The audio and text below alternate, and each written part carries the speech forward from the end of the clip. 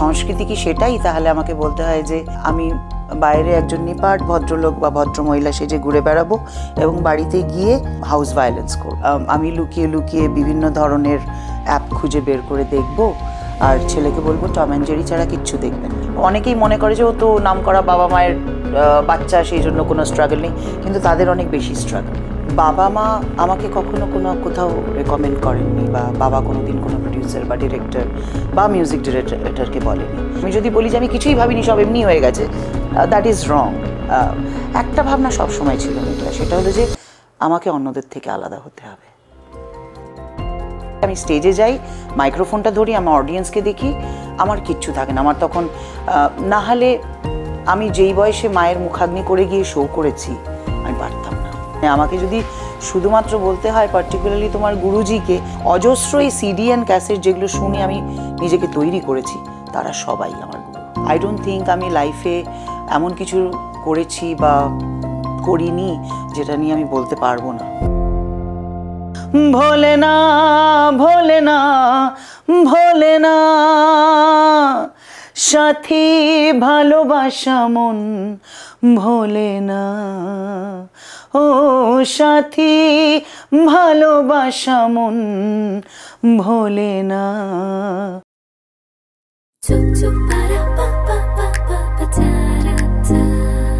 Let's talk. Live পারফরমেন্সে তিনি রানী, মঞ্চ মাতাতে তিনি ওস্তাদ, অসম্ভব মাইডিয়ার একজন মানুষ। এবং যত দিন যাচ্ছে বয়সের সাথে সাথে তার যেন এনার্জিও বেড়ে যাচ্ছে।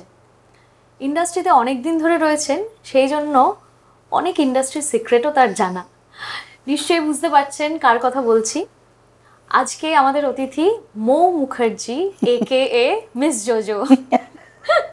কেমন আছো বলো? খুব ভালো, তুই কেমন আছিস? আমি ভালো আছি। খুব ভালো লাগছে, তোর সঙ্গে অনেকদিন পরে দেখা হলো। হ্যাঁ, অনেক দিন পর। আর এমনিতে মানে আড্ডা তো এরকম হয় না আমাদের, শুধু ওই শোতে হাই হ্যালো, হ্যাঁ, নয় বেরিয়ে যাওয়া, নয় ঢোকার সময়। তো খুব ভালো লাগছে। না না, থ্যাংক ইউ, তুমি যে সময় দিয়েছো তার জন্য অনেক ধন্যবাদ। মানে আলটিমেটলি আমি খুব খুশি হয়েছি যে আমি দিতে পেরেছি, বিকজ এর আগে অনেকবার কথা হয়েছে, বাট ডেট ক্ল্যাশ করেছে, টাইম ক্ল্যাশ করেছে, হোয়াট এভার ইট ইজ।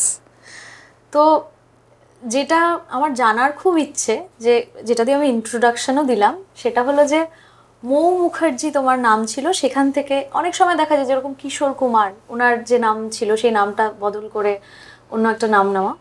তো এই জার্নিটা একটু বলো যে কেন হঠাৎ কিভাবে তুমি মৌ মুখার্জি থেকে মিস জোজো হয়ে উঠলে? না, এটাতে কোনো এফর্ট দিতে হয়নি, কারণ জোজো তো আমার বাড়ির ডাকনাম ছিল। আচ্ছা, হ্যাঁ, তো ডাকনামেই সবাই যেহেতু ডাকতো, আর মা বাবা দুজনেই ইন্ডাস্ট্রিতে বিলং করে, সো ওই ডাকনামটাই পপুলার হয়ে গেছিলো। অ্যান্ড ইনফ্যাক্ট যখন গান গাওয়া শুরু করলাম তখন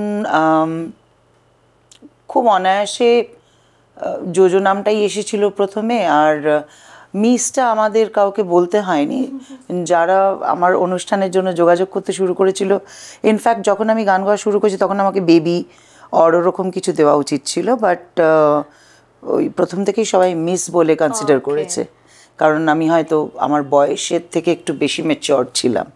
সো বাস ওরমভাবেই মিসটা রয়ে গেছে। আর ওটা তো মানে এখন আমার সারনেম হয়ে গেছে, মানে আমি এখন মিস জোজো আমি বলি, বিকজ এরকম হয়েছে আমার মেয়ে যখন হয়েছে তখন মানে আমাকে জাস্ট ওটি থেকে বের করেছে, আর আমার একটু একটু জ্ঞান এসছে, অ্যান্ড সিস্টাররা আমাকে বেডে দিচ্ছে আর বলছে মিস জোজো আপনার মেয়ে হয়েছে।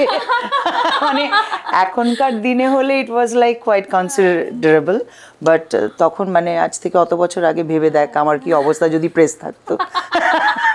মিস জোজো আপনার মেয়ে হয়েছে। না, এটা একটা ব্যাপার। তবে মঞ্চের কথাই যদি বলি, তুমি মঞ্চে কিন্তু একদম অন্য একটা মানুষ। তুমি পার্সোনালি তোমার সাথে যত কথা বলেছি, আর মঞ্চে তুমি একদম আলাদা একটা অদ্ভুত দাপটের সাথে তুমি পারফর্ম করো, এবং তোমার এনার্জি দিনকে দিন বাড়ছে। এইটার সিক্রেটটা কি? কিভাবে তুমি এতটা মানে যেটা বলে না যে পালস বোঝা, অডিয়েন্সের পালস বোঝা, এইটা কি করে করলে? দেখ, এটা প্রথমত তো একটা এক্সপিরিয়েন্স, এত বছরের একটা জার্নি, এবং এত রকমের পরিবেশের মধ্যে দিয়ে বড় হওয়া। আমি মঞ্চকেই ধরছি, মঞ্চের বিভিন্ন পরিবেশের মধ্যে দিয়ে আমি বড় হয়েছি। সো ন্যাচারালি ওটা এখন অনেকটাই, যদি তুমি মানে বুদ্ধিমতী বা বুদ্ধিমান হও, শিখে যাবে যত দিন যাবে তুমি কিভাবে আরো নিজেকে পোর্ট্রে করবে, অডিয়েন্সের সামনে কিভাবে তুলে ধরবে বা অডিয়েন্সের সঙ্গে কিভাবে ইন্টারাক্ট করবে। এছাড়া প্রচুর অনুষ্ঠান দেখা, মানে আমি যখন বড় হচ্ছি সেই সময় মঞ্চে দাপিয়ে বেড়াচ্ছেন উষাদি তো বটেই, এবং এছাড়াও ইন্দ্রাণী গাঙ্গুলি, আরও অনেক যারা শুধুমাত্র মঞ্চের শিল্পী। তো আমার মনে আছে শুরুর দিকে আমি প্রচুর অনুষ্ঠান এরকম জাস্ট দেখতে চলে যেতাম, এবং উষাদিরও প্রচুর অনুষ্ঠান দেখতে, ওই দেখতে দেখতে না অনেক কিছু শিখেছি। এবং এটা ছাড়া হয়তো কিছুটা তো ইনবিল্ট থাকতে হয়, মানে সব কিছু তো আর ওরমভাবে পুঁথিগতভাবে শেখানো যায় না সবাইকে। সো আমি হয়তো ওই একটা এক্স ফ্যাক্টর নিয়ে জন্মেছি, যেটা হয়তো সো কল্ড, আমি যেই সময় গান গাওয়া শুরু করেছি লেট 80s, সেই সময় বাঙালি মেয়েদের মধ্যে খুব একটা দেখা যেত না। মানে এখন যেরকম সবাই এফর্ট নিয়ে এক্স ফ্যাক্টরটাকে আনার চেষ্টা করে বা ওটা আনতে হবে বলে শিক্ষা দীক্ষা নেয়, তখন তো সেটা ছিল না। তখন গান মানে আমাদের সামনে পাড়ার অনুষ্ঠান মানে হারমোনিয়াম, তবলা, আর খুব বেশি হলে অর্কেস্ট্রার সঙ্গে কেউ দাঁড়িয়ে দাঁড়িয়ে গান গাইছে। শুধুমাত্র উষাদির অনুষ্ঠান দেখতে গেলে তখন লাইটের খেলা বা এই যে অডিয়েন্সের সঙ্গে কথা বলা, একমাত্র উনি করতেন, এছাড়া সেরকম কেউ করতো না। আমার একটা সুবিধে ছিল, সেটা হলো আমার মাসি যেহেতু বিদেশে থাকতেন, মাসির জন্য না আমি অনেক বিদেশি শিল্পীদের, তখন VHS আমাকে পাঠাতো মাসি এবং আমি দেখতাম। তো অনেক live show of Madonna, Michael Jackson, ABBA, Boney M আমি দেখেছিলাম, এবং আমাকে খুব করে ম্যাডোনা খুব টাচ করেছিল ওই সময়। এবং আমার তখন মনে হতো যে এরা এরকম, মাইকেল জ্যাকসন অ্যান্ড ম্যাডোনা দুজনেই, যে এরা এরকম নেচে নেচে গান গায়, তাহলে আমাদের ইন্ডিয়ান মিউজিকে কেন এরকম হবে না। মানে আমার ওই সময় ওই বয়সে যতটুকু আমার মাথায় আসে আর ওরকম এসেছিলো। এবং আমার মনে আছে আমি রীতিমতো গান গাইতে গাইতে আয়নার সামনে নেচে নেচে প্র্যাকটিস করতাম যে আমি পারছি কি না আদৌ, এবং ওই প্র্যাকটিস করতে করতেই কখন ওটা অভ্যেস হয়ে গেছে। এমনিতে আমি খুব ভীষণ চঞ্চল ছিলাম, মানে আমার দিদা বলতো আমার পায়ের তলায় সর্ষে, আমি কোথাও এক জায়গায় চুপ করে বসতে পারি না, মানে মঞ্চের ক্ষেত্রে। কিন্তু basically I am a very boring person, মানে আমাকে একটা জায়গায় বসিয়ে দিলে আমি 10 ঘন্টা পরে ওখানেই বসে থাকি, মানে I M that boring. So ওটা একটা স্প্লিট পার্সোনালিটি যেটা আমার মধ্যে চলে আসে বোধহয় যখন আমি মঞ্চ করি। তো মঞ্চের ক্ষেত্রে দ্যাট হ্যাজ ওয়ার্কড আ লট, এবং আমি দেখলাম যে না আমি পারছি। এবং তখন আমি যেই গানগুলো গাইতাম, যেই সিনেমার বা যেই আর্টিস্টের গান গাইতাম, তাদের কিছু হুক স্টেপস শোতে করতাম, অ্যান্ড দ্যাট বিকেম পপুলার। মানে অবশ্য তার সঙ্গে অনেক কথাও শুনতে হয়েছে, এগুলো অপসংস্কৃতি আর বাঙালি কালচারের মধ্যে পড়ে না, ও গাইলে পরে নেচে নেচে পরিবেশ নষ্ট হয়ে যায়, যেটা হয় নতুন কিছু করতে গেলে তোমাকে সবসময় মন্দ কথা শুনতে হবে। So but thanks to my audience and যারা আমার এই পারফরমেন্স তাদের ভালো লেগেছে এবং ভালোবাসা দিয়েছে, অ্যান্ড আমি এগিয়ে গেছি। So that is the reason. আর এনার্জির কথা যেটা বলছিস, দেখ আমি স্টেজ পারফরমেন্স শুরু করেছি when I was 6 years old. Oh my god. হ্যাঁ, তো ন্যাচারালি একটা 6 বছরের মেয়ের ওই অর্কেস্ট্রা সঙ্গে, কারণ কি গাইতে তখন আমি শুরু করেছিলাম রুনাদির গান দিয়ে। অ্যাকচুয়ালি সেই সময় রুনাদির একটা অ্যালবাম হিট ছিল সুপার রুনা বলে, বাপি লাহিড়ির মিউজিক ছিল, অ্যান্ড যেটাতে ও মেরা বাবু ছেল ছবিরা, তারপরে সুনো সুনো মেরিয়ে কাহানি শুনো, ওই গানগুলো ছিল। অ্যান্ড ওটার সঙ্গে ওই সময়ের চলতি কিছু গান যেরকম ইয়ে মেরা দিল, মানে যেগুলো বেশি পপুলার। সো ওই মানে আমার প্রথম অনুষ্ঠানে আমার বোধহয় 3খানা গান আমি গেয়েছিলাম। আমার মনে আছে আমার মায়েরই একটি অনুষ্ঠান ছিল, এবং মায়ের সঙ্গে আমি সেনকে শোতে গেছিলাম।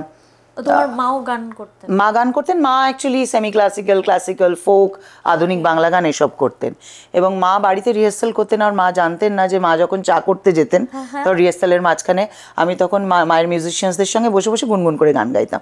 সো ওই করতে করতে আমার 3টে গান রিহার্সাল করা হয়ে গেছিল। তো হঠাৎ করেই ওই একটা পার্টিকুলার অনুষ্ঠানে আমি যেদিনকে গেছিলাম, আমার মায়ের যিনি গিটারিস্ট ছিলেন বিশু আঙ্কেল, বললো যে আজকে একটু জোজোকে একটা গান গাইতে দাও, তখন বললো যে না না, এটা এত বড় একটা অনুষ্ঠান, এরপরে কত শিল্পীরা আছে, ও গান টান জানে, বলে হ্যাঁ ও জানে, গাইতে দাও। তো যাই হোক আমায় রিকোয়েস্ট করেছিল, তো ওখানে আমি ওই বিশু মামার রিকোয়েস্টে গান গেয়ে ওই একটা গান গাইলাম, সেটা নেচে নেচে গিয়েছিলাম। দেন সবাই অডিয়েন্স থেকে রিকোয়েস্ট করা শুরু করলো, যেই 3টে গান আমার স্টকে ছিল সেই 3টে গান আমি পারফর্ম করলাম, and everybody was very happy. তার এক সপ্তাহের মধ্যে থেকে আমার জন্য শো আসা শুরু হলো। মানে দ্যাট ওয়াজ মাই লাইক ওই কি বলে ইনঅগারেশন টু দ্য অডিয়েন্স। কি কোন 3টে গান গেয়েছিলে? আমার যদ্দূর মনে পড়ে আই গেস সোমেরা বাবু ছেলছবিলা, আর বোধহয় সুপারুনারই আরেকটা গান সুনো সুনো মেরি ইয়ে কাহানি সুনো, এটা আরেকটা কি গেয়েছিলাম আমার মনে নেই। তো এই মানে 3টে গান মোটামুটি আমি গেয়েছিলাম। অ্যান্ড তারপরে আর আগে যেরকম সিস্টেম, এখন তো সিস্টেম অনেক পাল্টে গেছে, যেরকম শিল্পীর বাড়িতেই যারা অনুষ্ঠান করতে চায় তারা এসে কথা বলতেন। তো ন্যাচারালি মায়ের কাছে লোকজন এসছেন, একদিন অফিসে মায়ের মা বসে আছে, লোকজন এসছেন কিছু, তো কথা বলছেন এরকম এখানে অনুষ্ঠান এই সময় এই হেন তেন, তো তো বলছে যে তখন জিজ্ঞেস করেছে যে আপনার মেয়ের রেমুনারেশন কি। তখন মা বুঝতে পেরেছে যে আমার জন্য শো এসছে। তখন মা বলছে যে ও তো অনেক ছোট, ও তো প্রফেশনালি গায় না। বলছে না, আমরা ওর এরকম ওইখানে অনুষ্ঠান শুনেছি, আমরা চাই ও গাক। So that's how it started. Wow. তো গান বাজনার পরিবেশেই তার মানে তুমি বড় হয়েছো। তোমার মাও গান করতেন এবং তোমার বাবা তো অ্যাক্টর ছিলেনই, মোটামুটি গান বাবাও গাইতো, বাবা মা দুজনে একসময় ডুয়েট শো করতো। আচ্ছা, তো সেটা তো ডেফিনেটলি একটা বাড়তি সুবিধে দেয় এই প্রফেশন, এটাকে প্রফেশন হিসেবে ভাবার জন্য। দেখ সব সময় বোধহয় নয়, কারণ এরকমও অনেকে আছে যারা হয়তো একটা সার্টেন পরিবেশে বড় হয়েছে কিন্তু তারা প্রফেশন চুজ করেছে একদম ডিফারেন্ট। তোমার মেয়েই তো না, মেয়ে তো তাও গান ভালোবাসে, তবে হ্যাঁ ও প্রফেশনাল হিসেবে অন্য স্ট্রিমে আছে, সো গানটাকে পুরোটা পারসিউ করতে পারছে না। কারণ হোটেল ইন্ডাস্ট্রিতে কাজ করলে আর গান করাটা মানে দুটোই তো 24 আওয়ার্স জবের মতন, it's very difficult. But still মানে আই এম হ্যাপি কি যে ও এত ব্যস্ততার মধ্যেও গানটাকে ওই যখন বন্ধুদের সঙ্গে জ্যামিং করে বা ওর একটা ইউটিউব চ্যানেল আছে সেখানে গান করে, খুবই ভালো। তবে ও গাইলে পরে আমার মনে হয় ভালো করতো আর কি। হ্যাঁ, মানে কোনোদিনও ওকে কিছু বলনি যে গান? না, আমি অ্যাকচুয়ালি খুব একটা ফোর্স করতে, মানে আমি ফোর্স করার মতন মা নই। আমার সবসময় এটা মনে হয়েছে যেটা ভালোবেসে করতে চায় সেটা করুক। So she actually wanted to become a vet প্রথমে, তো দুটোর জন্যই পরীক্ষা দিয়েছিল, কিন্তু এই তোর হোটেলের রেজাল্টটা আগে বেরিয়েছিল বলে ও ওই চাকরিতে ঢুকে গেল। অ্যাকচুয়ালি ইটস ডেস্টিনি, মানে ওর এটাই হওয়ার ছিল। বাট ও যেই ইন্ডাস্ট্রিতে কাজ করছে সেখানেও সবাই জানে যে ও গান করে, এবং ওদের কোনো ইন হাউস প্রোগ্রাম হলে she is the MC and all, so she is enjoying her life. And আমার মনে হয় যতটা ভালোবেসে যতদিন করতে পারবে ততদিনই আমার মনে হয় এনজয় করবে আর কি। তার মানে নিজেই চুজ করেছিল, এরকম না যে আমি হয়তো ওকে বললে হয়তো করতো, কিন্তু না, গান আমার মতন গান করতে গেলে ওকে পুরো চাকরি বাকরি ছেড়ে বসে পুরো ওটাতেই সময় দিতে হতো। কারণ আমি মনে করি যে মানে গানটা না ওরকম পার্ট টাইম লাভার হিসেবে তুমি ট্রিট করতে পারো না, you have to be in it. কারণ আমাদের তো এই কাজ আছে এই নেই, মানে সেইটার মধ্যে দিয়েও তোমাকে যেতে হবে। সেই জন্যই আরো বেশি আমি জিজ্ঞেস করলাম, কারণ আমাদের মানে প্রফেশনটা তো ভীষণ আনসার্টেন, এবং সেইটা তুমি সবথেকে বেশি দেখেছো। সেই ক্ষেত্রে কি কখনো মনে হয়েছে যে না, মেয়ে এই প্রফেশনটা না নিলেই ভালো হয়? না, আমি এইরকম কোনো দিন কিছুই ভাবিনি।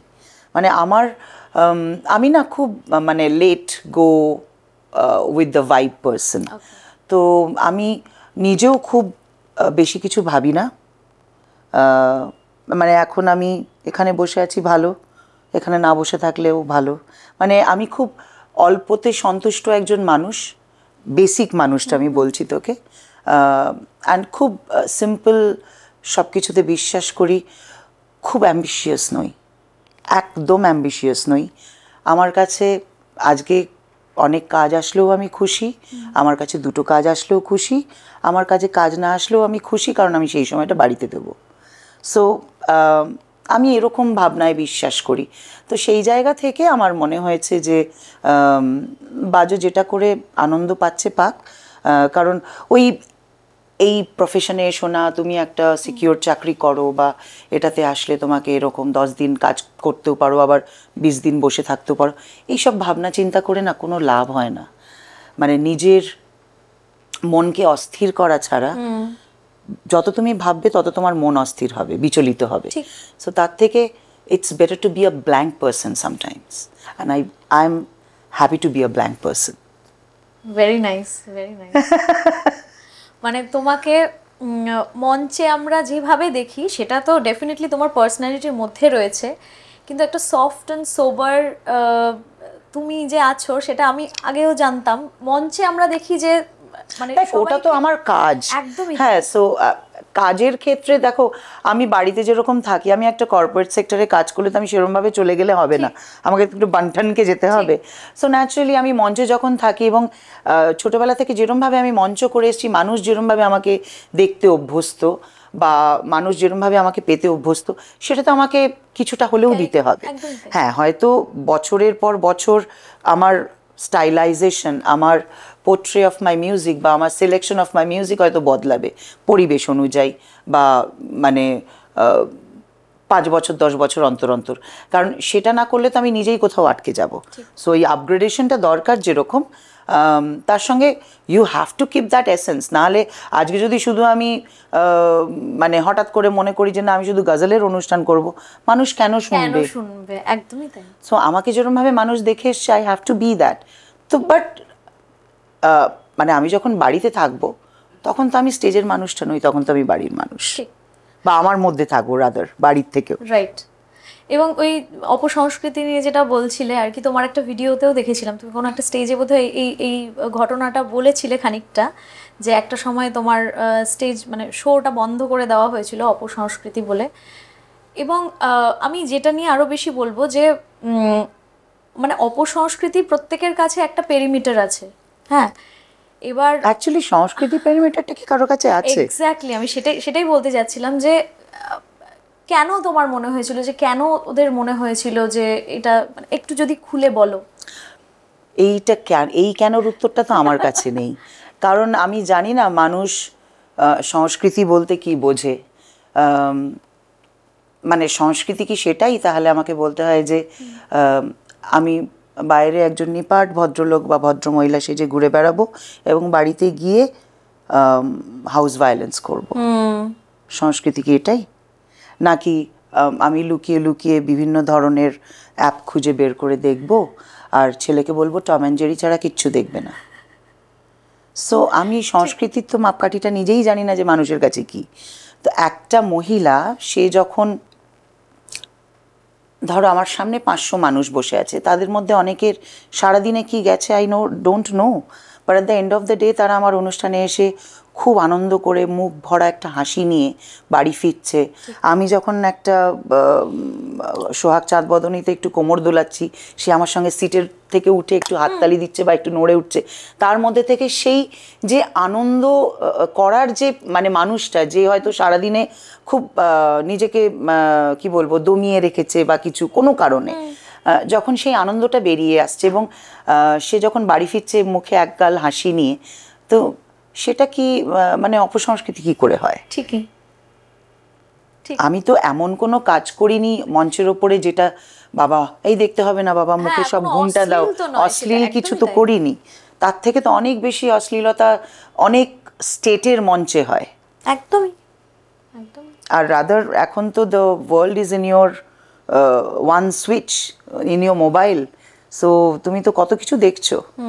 হ্যাঁ, সো সেইগুলো তো তুমি আটকাতে পারবে না। দেন ওই এটা অপসংস্কৃতি আর এটা সংস্কৃতি, এটা বলার তো অধিকার নেই। তোমার ভালো না লাগছে দেখো না। অনেকে অনেক ভালো কিছুও তো করে। এই আজকাল এই যে ট্রোল করার ব্যাপারটা, এটাও তো অনেকটা ওই রকম। আগে মুখে বলতো, এখন সোশ্যাল মিডিয়াতে, হ্যাঁ সোশ্যাল মিডিয়াতে বলছে। সো এই যে ট্রোল মানুষ করে, কেন করে? তোমার না পছন্দ হয় দেখো না, শুনো না, বন্ধ করে দাও। তোমার কাছে তো অপশন আছে, অন্য চ্যানেলে চলে যাও। হ্যাঁ, শুধু শুধু সেটাকে নিয়ে কথা বলে আসলে ম্যাক্সিমাম মানুষের খুব কিছু করার নেই, বুঝলি তো, আমার আরো একটা খুদ জিনিস, ধরা ছাড়া কিছু করার নেই। হ্যাঁ, আরেকটা জিনিস মনে হয় বাঙালি যেন নিজেদেরকে একটু ওই ওই মানে তুমি ওই কি বলবো ব্যারিয়ারটা ভেঙে দিয়েছো। বাঙালি মানে সবসময় শাড়ি পরে চুলে ফুল গুজে বা ওই ধরনের হারমোনিয়াম তবলা, কারণ আমি তো ওই ধরনের শুধু গান গাইনি। হ্যাঁ, আমি যে ধরো আমি বলিউড আধুনিক সব রকমের যে গানের আমার যে পারফরমেন্স হয় সেখানে তো আমি নিজেকে ওরমভাবে স্টিক করে রাখতে পারবো না। হ্যাঁ, আমার মনে হলে আমি ডেফিনেটলি একটা স্টিচ শাড়ি পরে গান গাইতে পারবো, কিন্তু মানে আমি শুধুমাত্রই একটা কোনো জিনিসে, তাহলে এত বছর ধরে মানুষ আমাকে দেখবে কেন? এই যে ধর বিভিন্ন সময় আমার এই নানান রকম হেয়ার স্টাইল, নানান রকম জামা কাপড়ের ধরন বা মানে যতটা মানে আমার কাছে মানানসই আমার মনে হয় নিজের কাছে সেটা করে, তো সেই এই যে গ্ল্যামার, তুমি ভীষণ গ্ল্যামারাস সাজো বা এত হাই ভোল্টেজ সাজগোজ, মেকআপ, হেয়ার স্টাইল সব কিছু নিয়ে আসো, তো এইগুলো সব মিলিয়েই তো JoJo, and I have two portray that. হ্যাঁ, কোনো সময় আজকাল আমাদের যা ওয়েদারের অবস্থা, আমার মনে হলো যে আমি আচ্ছা একটা কটন সালোয়ার পরে চলে যাই, বাট কটন সালোয়ার পরলেও আমি ওটার মধ্যে এমন স্টাইলাইজেশন করব সেটাও মানুষকে দেখতে হবে, বিকজ আমাকে ওটা নিয়ে স্টাডি করতে হয় যে how will I portray my self. ঠিক। মঞ্চের কথাই বলবো না একটু ছোটবেলার কথাতে যাব? তোর যেটা ইচ্ছে। না না, মানে তুমি কোনটা বলতে বেশি প্রেফার করবে? আমার মানে I always an open book, so আমার খুব একটা অসুবিধে হয় না, বিকজ আই ডোন্ট থিঙ্ক আমি লাইফে এমন কিছু করেছি বা করিনি যেটা নিয়ে আমি বলতে পারবো না। একদম। তাহলে ছোটবেলা থেকে একটু যাই আরেকবার। এক তো স্টেজ পারফরমেন্স করেছো তুমি, গান স্টেজে করতে শুরু করে দিয়েছো 6 বছর বয়সে, এমনি হাতে খড়ি ওরকম ভাবে গানে হয়েছে? না, ওরম ভাবে কিছু হয়নি। মা গান ক্লাস করতো, বাবা রেয়াজ করতেন, সেইটা শুনে শুনে আমার গানটা তৈরি হয়ে গেছিল। মায়ের কাছে বসে আমি কোনোদিন করতে চাইনি, এবং সেটার জন্য মায়ের খুব রাগ হতো। যখন মা ক্লাস করাতেন, মায়ের প্রচুর ছাত্রছাত্রী ছিলেন, আর আমি পাশ থেকে শুনতাম, আর ওরা চলে গেলে ওদের ভুলটা মাকে বলতাম, আর মা ভীষণ রেগে যেত। তুমি যখন গান শেখো না, ওদের সঙ্গে বসো না, তোমার ওদের ভুল বলার কোনো অধিকার নেই। সো যাই হোক, আমাকে ইনফ্যাক্ট নিয়ে যাওয়া হয়েছিল মা বাবার যিনি গুরুজি ছিলেন, শ্রীমতী দীপালি নাগ, তার কাছে।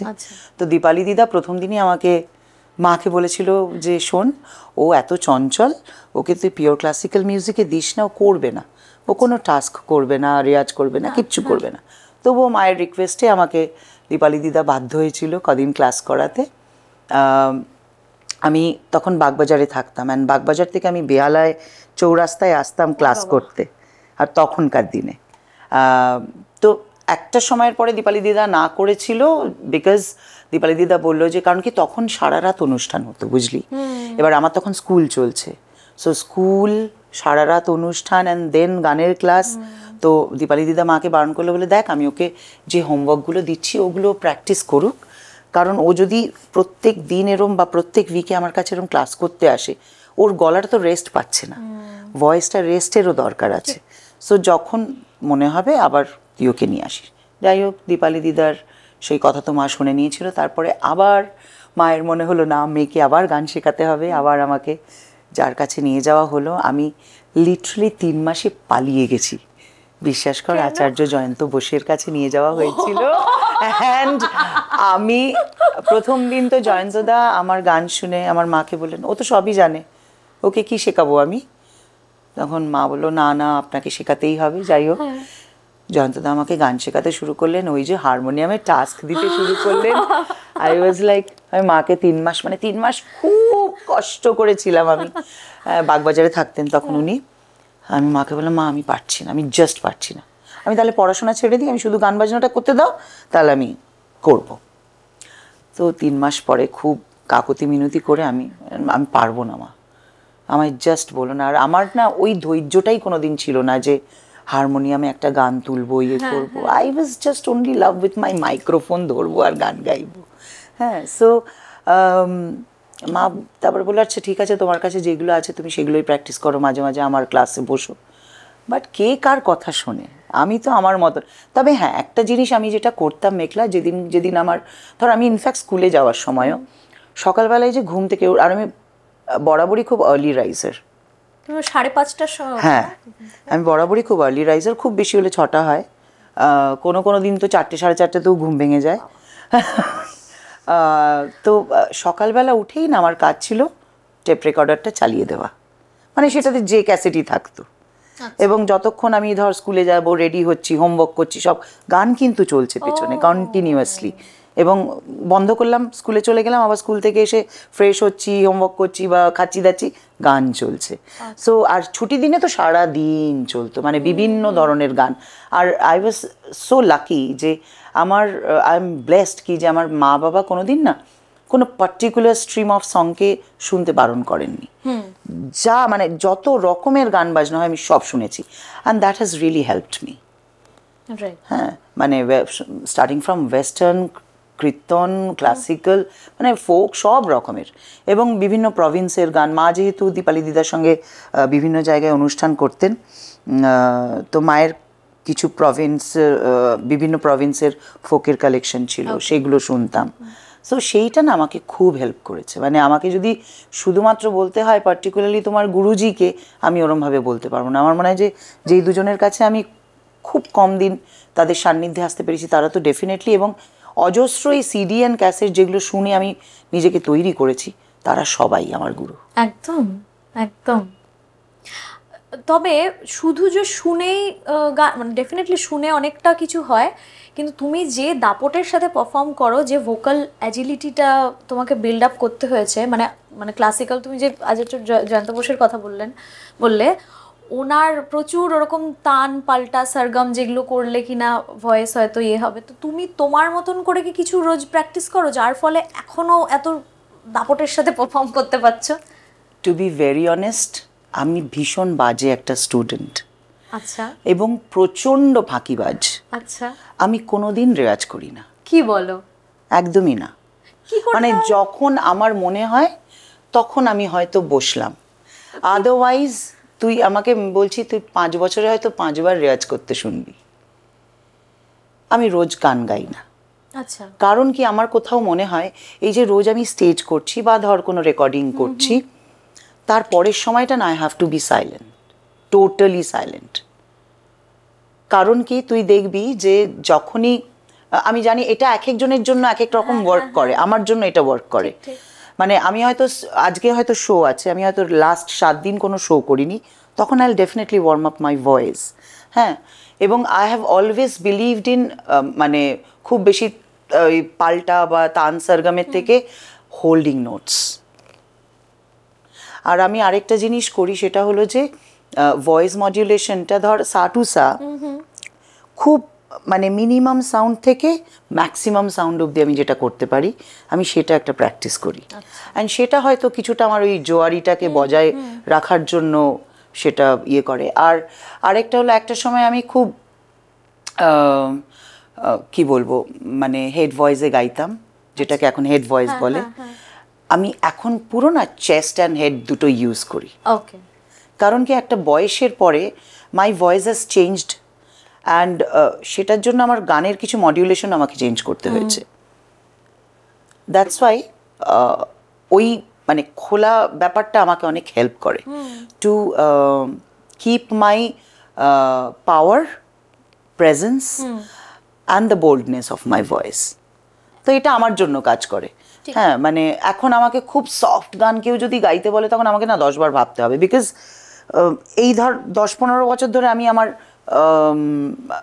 পারফরমেন্স এবং সং সিলেকশনটাকে চেঞ্জ করে ফেলেছি, কারণ এখন ওটাই চলছে। মানে আমার কাছ থেকে মানুষ ওটাই শুনতে চায়, বিকজ এই ধরনের গানই মোটামুটি গাইতে। হ্যাঁ, বাট মাঝখানে মানে একটা সময় ছিল ধর 90s, ওই সময়টা আমি প্রচুর আশাজির গান গাইতাম, মানে ওই সফট ভয়েস। চা চলে এসেছে, একটু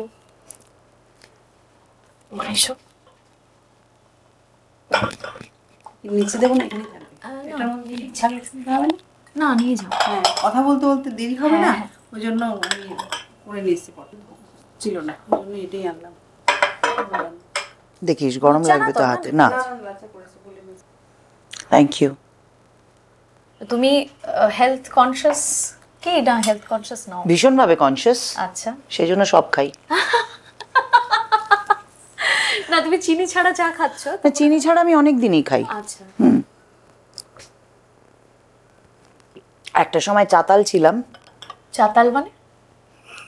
মানে খুব চা মানে হ্যাঁ, মানে যারা ওটা খায় তাদেরকে যেটা বলে, আমি চা খেতাম খুব বেশি, সেই জন্য চাতাল বললাম।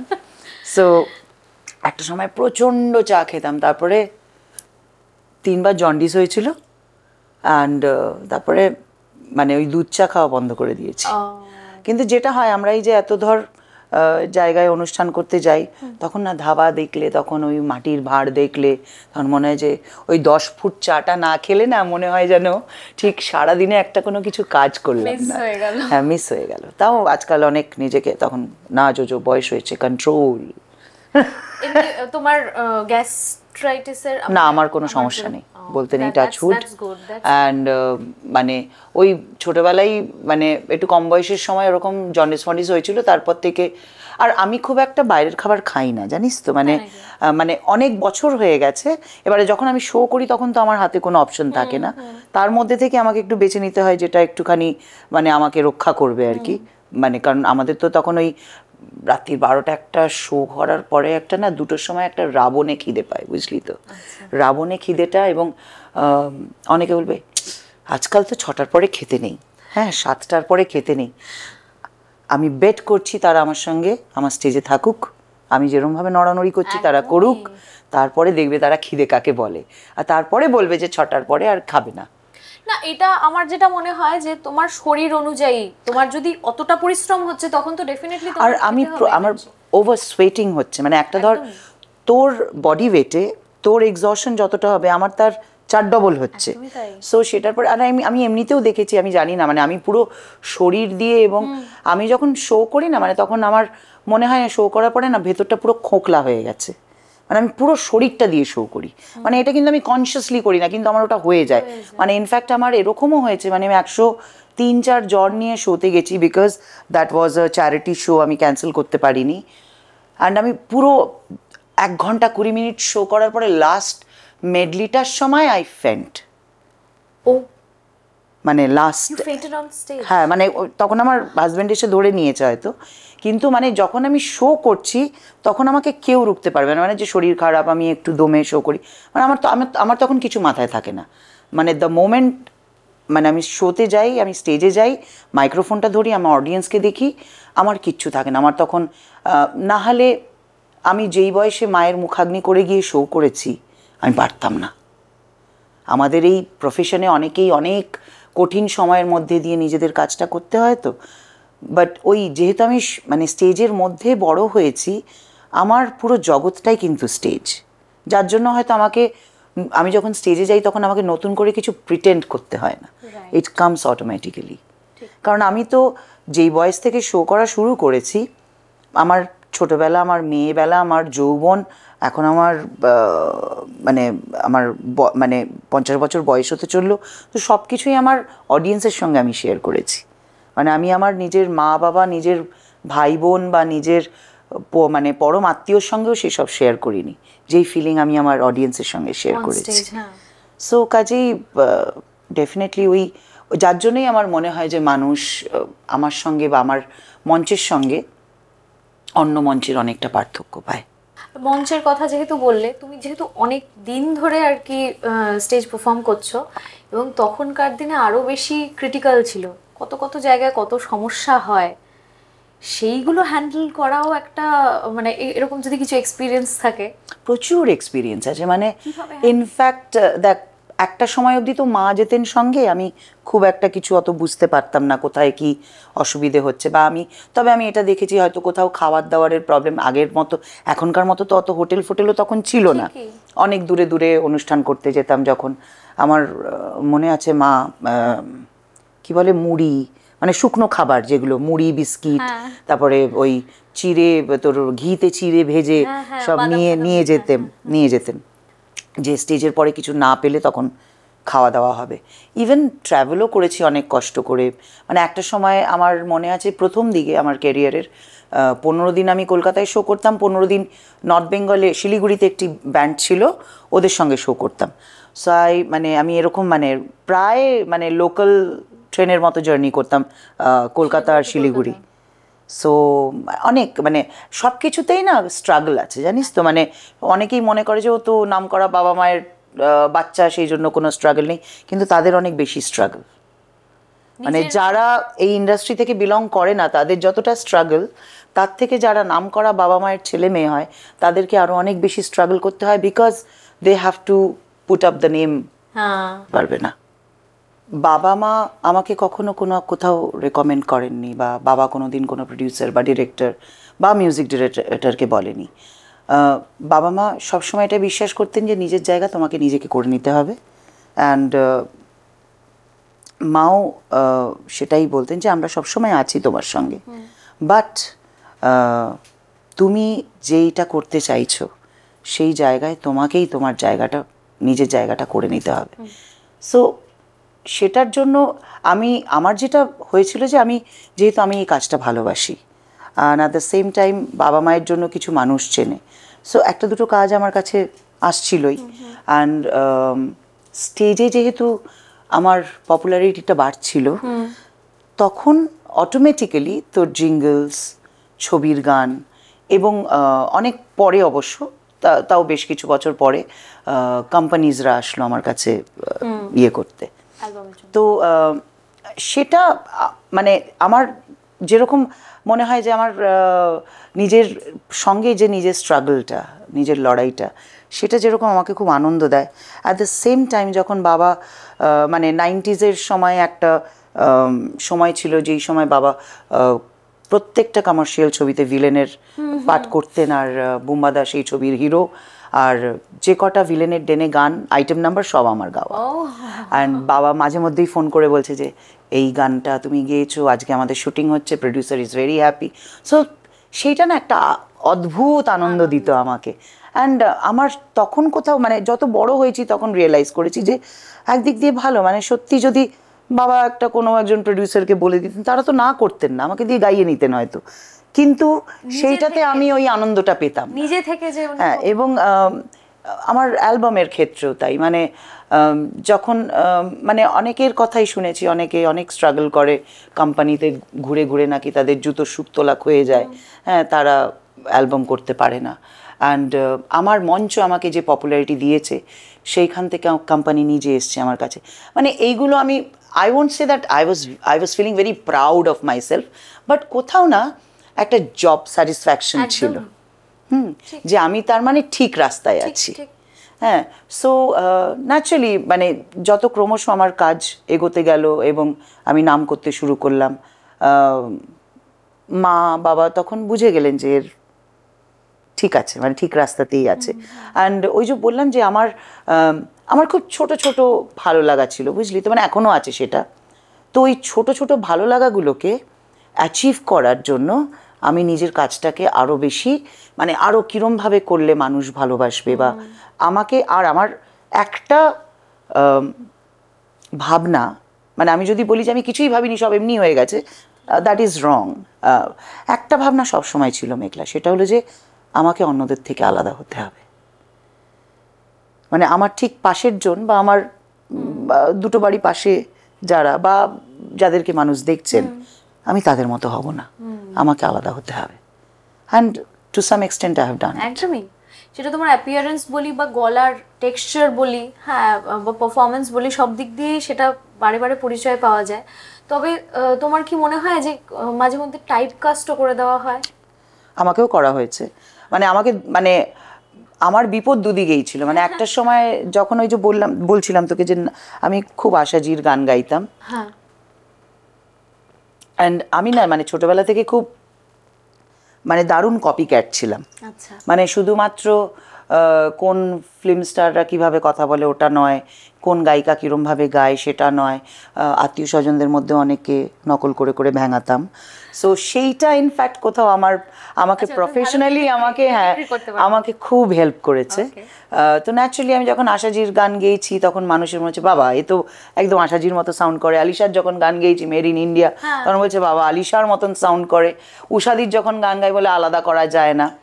তো এইটা যেরকম একদিক দিয়ে ভালো, সেটা আমাকে হেল্প করেছে to portray the characters I have sung for. Bangla ছবিতে, কারণ আমার কাজই ছিল স্টুডিওতে ঢুকে যখন আমি রেগুলারলি ছবির জন্য গান গাইছি যে কে আছে নায়িকা or vamp whatever and what is the scene and মানে আমি গানের থেকে বেশি সিচুয়েশনটা বুঝতাম, সেটা অনুযায়ী আমি ভয়েসটাকে তো দিতাম। তো সেটাতে একটা সমস্যা যেটা হলো, যে ডিরেক্টরই আসে সেই বলে এই গানটা বানিয়েছে না একদম আশাজির ওই গানটার মতন গাও।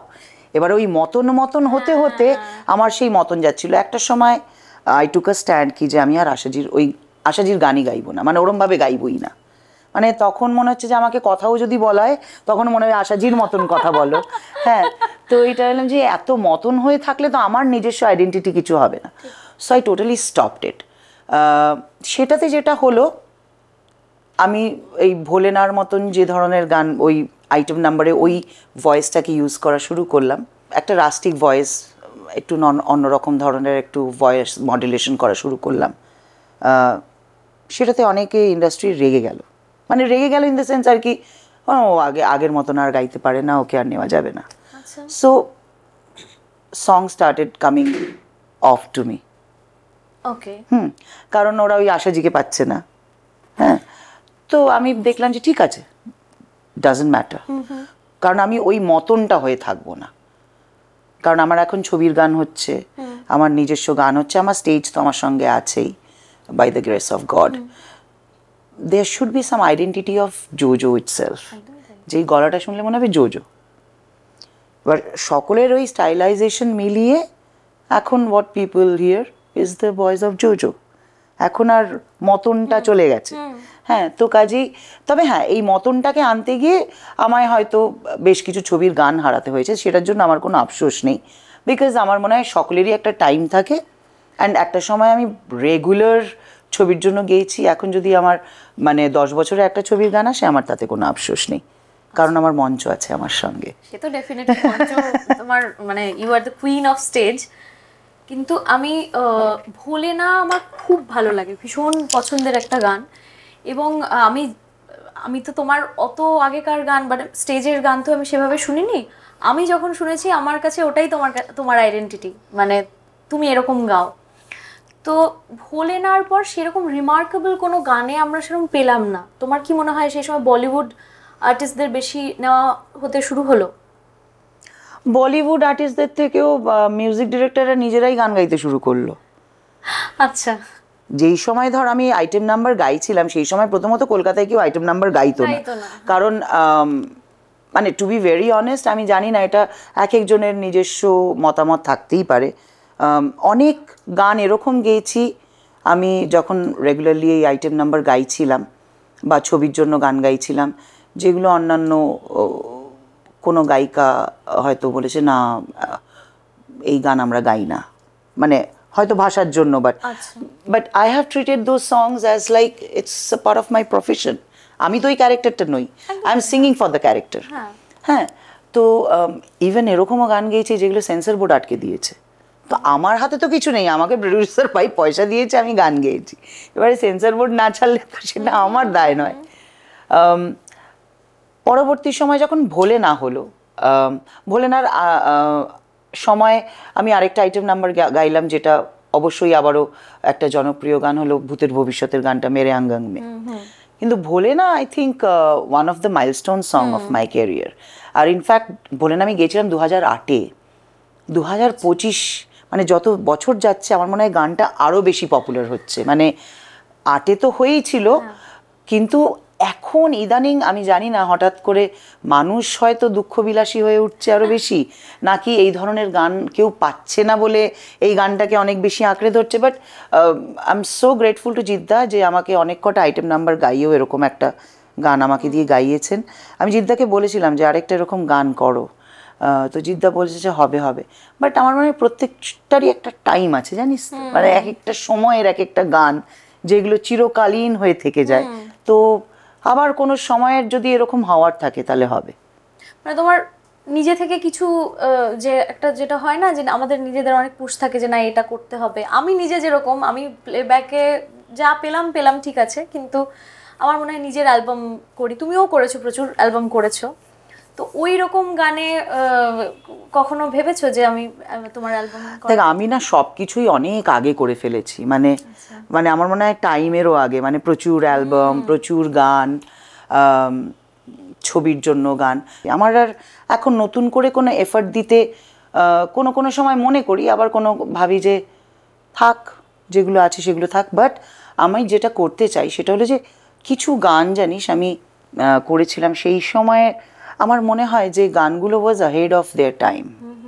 তো সেই গানগুলোকে আমি আবার রিকভার করব, মানে ওগুলোকে আবার নতুন করে আমি আমার ইউটিউবে রিলিজ করার ইচ্ছে আছে। তো সেটা এবছরেই করব ভাবছি। তো ওই খুব মানে বেছে হয়তো 3-4টে গান।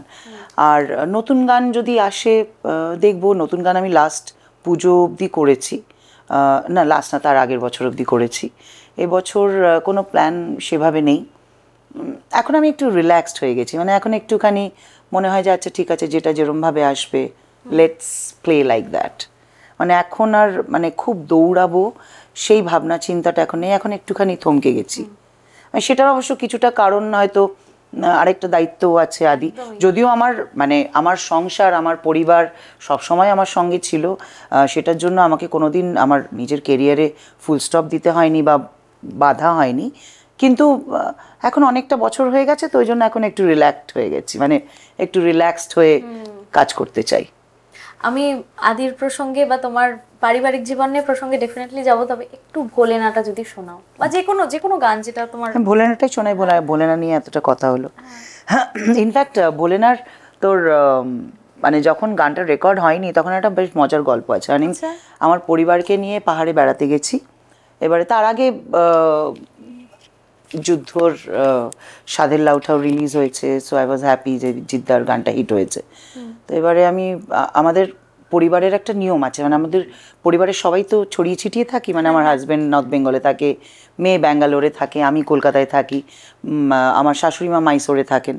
তো আমরা ওই বাজর তখন সামার ভ্যাকেশনে আমরা অ্যাসেম্বলড হতাম সবাই এক জায়গায় হয়ে, তারপরে আমরা 10-15 দিনের একটা ভ্যাকেশন নিতাম। এটা আমাদের একটা নিয়ম মতন আর কি ছিল, এখনও আছে, এখন এটা আদির ভ্যাকেশনের সঙ্গে ডিপেন্ড করে আর কি।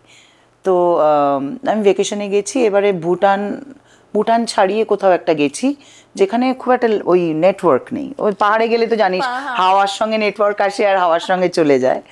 তো এবারে যখন নেটওয়ার্ক আসছে দেখছি জিদ্দার মিস কলের আসছে, নোটিফিকেশন আসছে। তো এবারে আমি যেখানে এদিক দিয়েও করতে করতে এবারে অনেক রাত্রে জিদ্দাকে ফোন করেছি, প্রায় রাত্রি 8টা বেজে গেছে। পাহাড়ে রাত্রি 8টা মানে অনেকটা রাত। এবারে ফোন করেছি, তুমি ফোন করেছি, বলছি আরে কবে থেকে তোমাকে 2 দিন ধরে খুঁজছি, তোমাকে পাচ্ছি না, কোথায় তুমি? আমি বললাম পাহাড়ে। বলে নেবে এসো। আমি বললাম পাহাড়ে নেবে আসো কি, এখন রাত্রি 8টা বাজে, আর কি মারছো? তখন বলছে যে জোজো গান আছে একটা, ছবির গান, এবং 2 দিন পরে শুটিং, তোমাকে গাইতে হবে। আমি জিদ্দা আমি ভুটানে? বলছে আমি কিছু জানি, তোমায় কালকে গান গাইতে হবে বম্বে এসে। এবারে আমি কি করব, তখন রাত্রিবেলা আমার হাজব্যান্ডকে বলে সেই ট্রাভেল এজেন্টকে দিয়ে টিকিট করিয়ে বাগডোগরায় ফিরে ওখান থেকে বম্বে গিয়ে গান গেয়ে আবার ইভিনিং ফ্লাইট ধরে আই ওয়েন্ট ব্যাক। কারণ আমাকে মানে আমাদের তো ওখানে পুরো শিডিউল করা ছুটির।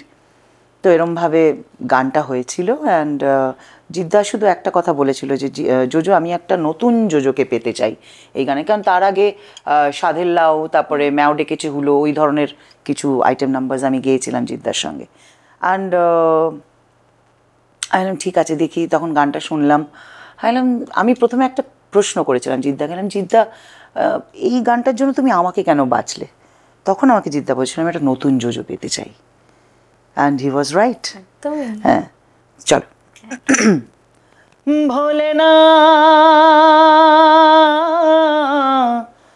ভোলেনা ভোলেনা ভোলেনা ভোলেনা ভোলেনা সাথী ভালোবাসা মন ভোলেনা, ও সাথী ভালোবাসা মন ভোলেনা। ও কখনো চলার পথে দুটি পথ মিলে যায়, কখনো এভাবে তারা দুটি দিকে চলে যায়, মন তবু সাথে চলে না।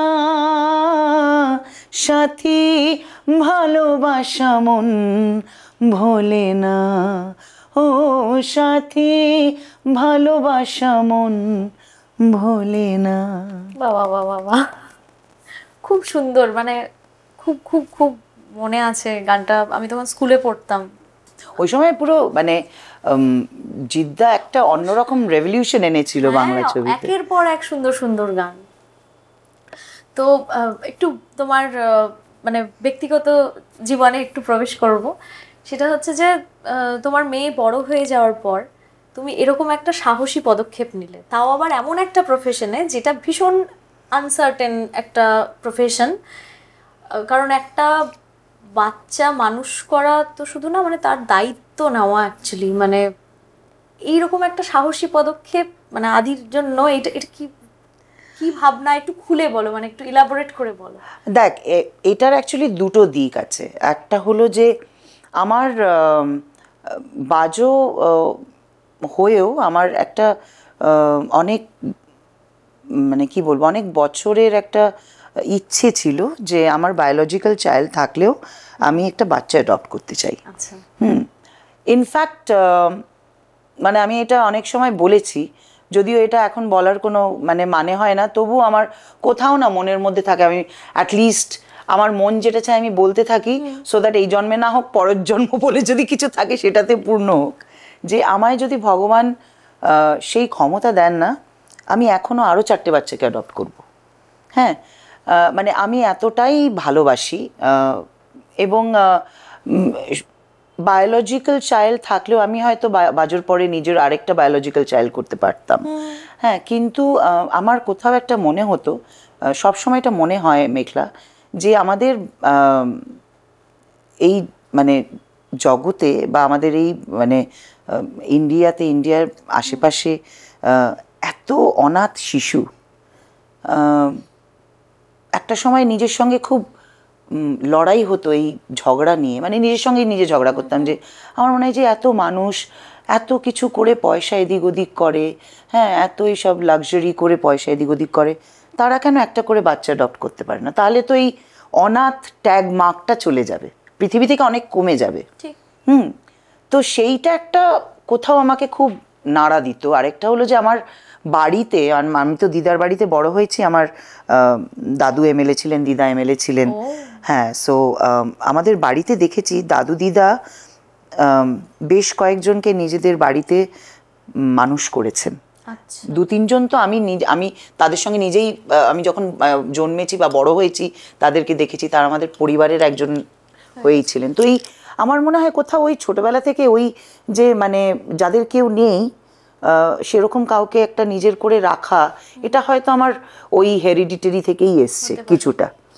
কারণ তখন তো অতটা আমার জ্ঞান হয়নি যে আমি অতটা বুঝবো, কিন্তু ওই যে না, এই আমার দাদুর কাছে মানুষ হয়েছে এবং তারা এসে পরবর্তী সময়ে যখন আমাকে গল্প করেছে, তোমার দাদু আমাদেরকে মানুষ করেছে, আমরা এখন তার জন্য চাকরি করছি বা দিদার জন্য একটা পরিবার হয়েছে, এইগুলো হয়তো কোথাও ওই ব্যাক অফ দ্য মাইন্ড আমার কাজ করতো। অ্যান্ড তার সঙ্গে সঙ্গে আমার সবসময় এটা মনে হয় যে আমি এত লাক্সারি মানুষের দেখেছি, আমি বলছি না যে তোমরা সব কিছু ছেড়ে দাও, কিন্তু কোথাও গিয়ে একটা বাচ্চাকে মানুষ করবে বা একটা বাচ্চাকে যদি একটা পরিবার দাও, তাহলে তো তাদের কাছ থেকে ওই অনাথের ট্যাগটা সরে যেতে পারে। তো সেই কারণে আমার সবসময় ইচ্ছে ছিল যে আমার যদি মানে সুবিধে হয়, আমি যদি পারি, আমি ডেফিনেটলি আমার বায়োলজিক্যাল চাইল্ডের সঙ্গে একটা বাচ্চা অ্যাডপ্ট করবো। অ্যান্ড সেটার জন্যই ভাবা। তারপরে আমি অনেক চেষ্টা করেছি, মানে এমন কোনো সংগঠন আমাদের এখানে নেই যেখানে আমি যাইনি। একটা জায়গায় তো, যেটা সো কল্ড খুব বড় সংস্থা, আমি নাম নিতে চাই না, তারা তো বললো যে আপনার অত বড় মেয়ে আছে, আপনি নিউবর্ন বেবি পাবেন না, আপনাকে 7-8 বছরের বাচ্চা নিতে হবে। মানে সেগুলো খুব বোকা বোকা, মানে তাদের আইডিওলজিগুলো খুব বোকা বোকা। কারণ আমার মনে হলো, আমি তাদের সব কথা শুনলাম, শুনে আমি বাড়িতে এসে ডিসিশন নিয়েছিলাম যে না, this is not the way. কারণ কি, একটা 7-8 বছরের বাচ্চার তার সাইকোলজিক্যাল গ্রোথ কি করে হবে, আমার সঙ্গে তার ম্যাচিং কি করে হবে, সে হঠাৎ করে কেনই বা আমাকে মা হিসেবে মেনে নেবে? তো আমি বাজো হওয়ার কিন্তু পরে মানে বাজুর ধর যখন 5-6 বছর বয়স তখন থেকেই কিন্তু বলে যাচ্ছি, এদিক ওদিক চেষ্টা করে যাচ্ছি, এবং প্রায় 10 বছর তারপরে আমি হাল ছেড়ে দিয়েছিলাম যে আমি বোধহয় আর পাবো না।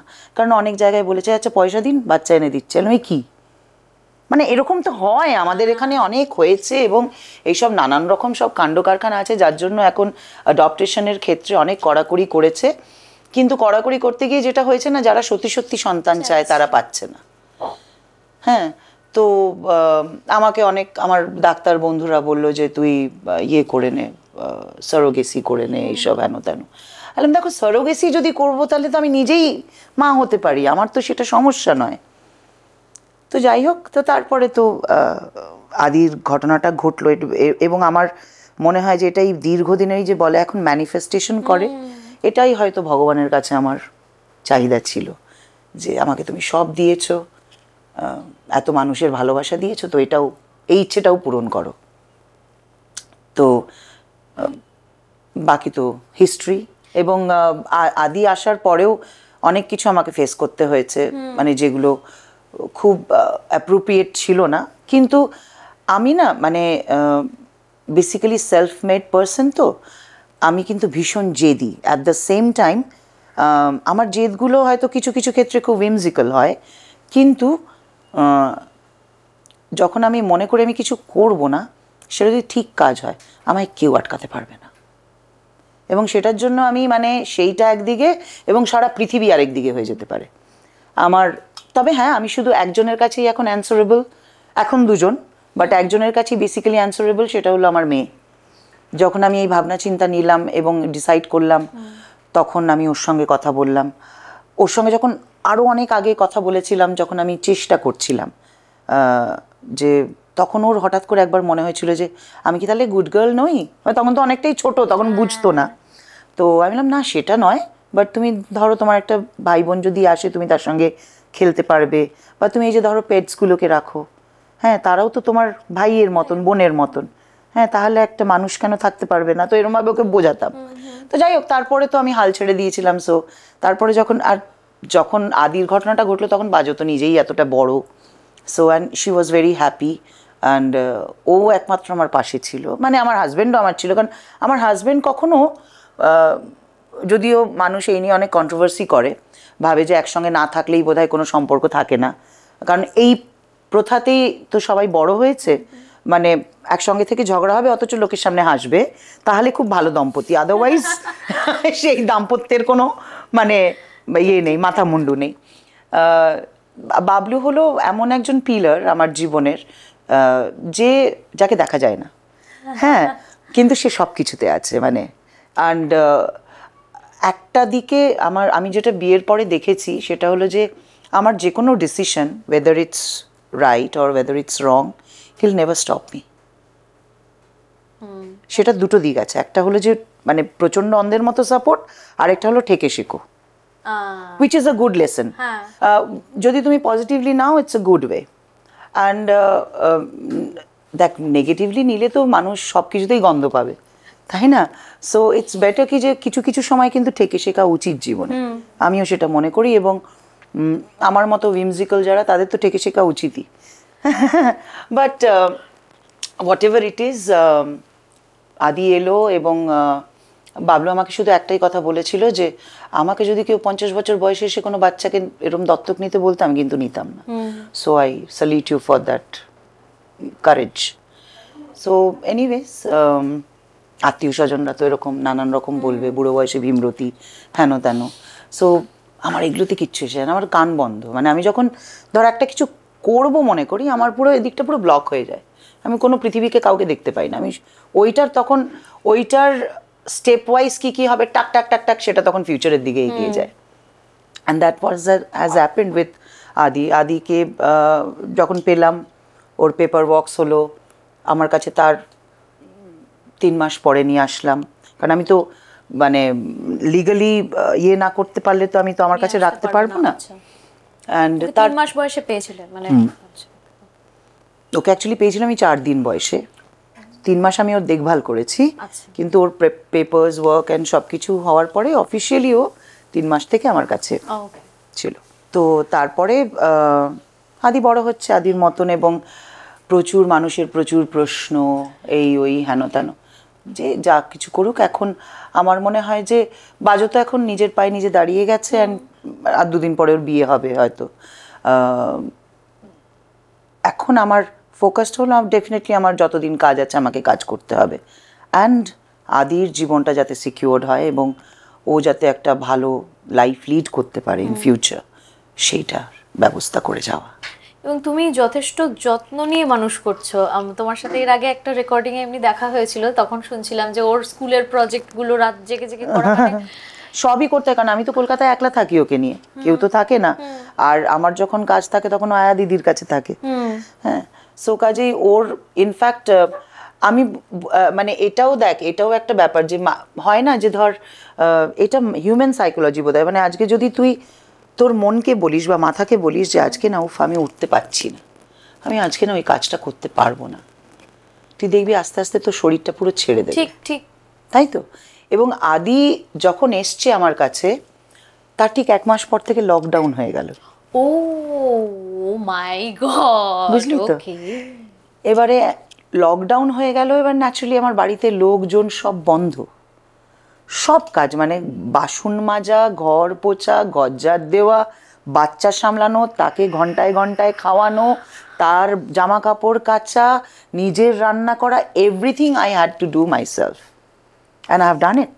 তোমার তখন মনে হয়নি যে না, এক একটা সময় প্রচণ্ড কেঁদেছি, এক একটা সময় প্রচণ্ড হাউ হাউ করে কেঁদেছি, আমি আর পাচ্ছি না এরকম করে, কিন্তু মানে আমাকে তো করতে হবে, আমার তো কিছু করার নেই তখন। এবং আর ওকে ঠিক নেওয়ার পরে আমি 2টো আয়া রেখেছিলাম, তাদের যা কাণ্ড কারখানা দেখলাম, আমি 2 দিন পরে মানে নমস্কার, আমি এর থেকে বেটার বাচ্চা দেখতে পারি, থ্যাংক ইউ। যদিও আমি ভুলে গেছিলাম 20 বছর আগের কথা, তো মানে আমাকে আবার নতুন করে নেট দেখে দেখে সব শিখতে হয়েছে। হ্যাঁ, মানে প্রথম দিন তো আমি দাউ দাউ করে, মানে কি বলবো, আগুনের মতন মানে জ্বলছিলাম, মানে এসির মধ্যে ঘামছিলাম আর কি, যে কোথায় শুরু করব কোথায় শেষ করব বুঝতে পারছি না, আর ওইদিকে কেঁদেই চলেছে আর আমার প্রেশার বেড়ে চলেছে। তারপরে না, আমাকে দেখতে হবে সব আবার নতুন করে, সেই বই কেনা, অনলাইন ইউটিউব দেখা, সব দেখে দেখে সব আমি শিখে তারপরে একটা মোটামুটি ইয়েতে চলে এসেছিলাম। তারপরে মনে পড়ে গেল, প্রথম তো কদিন হঠাৎ করে দেখছি একদিন সবুজ পটি করছে, বুঝলি তো, মানে সর্বনাশ করেছে, সবুজ পটি কেন করছে বাচ্চা। তারপরে হঠাৎ করে আমার স্ট্রাইক করলো, আমার বাজো যখন হয়েছিল ওরকম, ও মানে বাচ্চারা জন্মানোর পরে ওই ভেতরের ময়লাগুলো অনেক সময় পটি দিয়ে বেরোয়। হ্যাঁ, তো সেই জন্য আমার শাশুড়ি মা তখন বলেছিলেন যে বাচ্চারা অনেক সময় অনেক রকমের কালারের পটি করে। সো তারপরে ওটা আমার মনে পড়ে, জানো না, ঠিক আছে তাহলে বাড়াবাড়ি নেই কিছু, মানে আমি ঠিক ট্র্যাকেই আছি এরম ভাবে। মানে কিছু কিছু দিন গেছে, মানে বিভীষিকা, মানে কি করবো বুঝতে পারছি না। তারপরে এলো আয়লা, বাচ্চাকে নিয়ে এরম খাটের মধ্যে বসে আছি, আদিকে নিয়ে, আর চারিদিকে মনে হচ্ছে দরজা জানলাগুলো ভেঙে যাবে। মানে আর কি হয়েছিল, আমার ডানলপের বাড়িতে, আমার শ্বশুর বাড়িতে তখন আমি ছিলাম না, আমি যখন আদিকে নিয়ে এসেছি, কারণ আমার ডানলপের বাড়িতে 3-4টে বড় বড় কুকুর আছে। আচ্ছা, এবারে যেহেতু আদি আমার সন্তান নয়, আমার না ভয় হতো যে যদি কোনো ইনফেকশন হয়ে যায়, কারণ অত ছোট বাচ্চা, আমার জিন নয় যেহেতু, কারণ বাজো যেরকম আমি প্রেগনেন্ট সময় আমার বাড়িতে কুকুর ছিল, বাজো তার মধ্যেই এসছে, বড় হয়েছে, কোনো অসুবিধা নেই। এবার আমি তো বুঝতে পারছি না, তখন বড় আমার শাশুড়ি মা নেই, কেউ নেই। আর আদিকে আনার কিছুদিন আগে আমি আমার টালিগঞ্জের ফ্ল্যাটে শিফট করেছিলাম, বিকজ বাবা তখন খুব অসুস্থ ছিলেন। তারপরে বাবা তো মে মাসে চলে গেলেন, আর আদি এলো ডিসেম্বরে।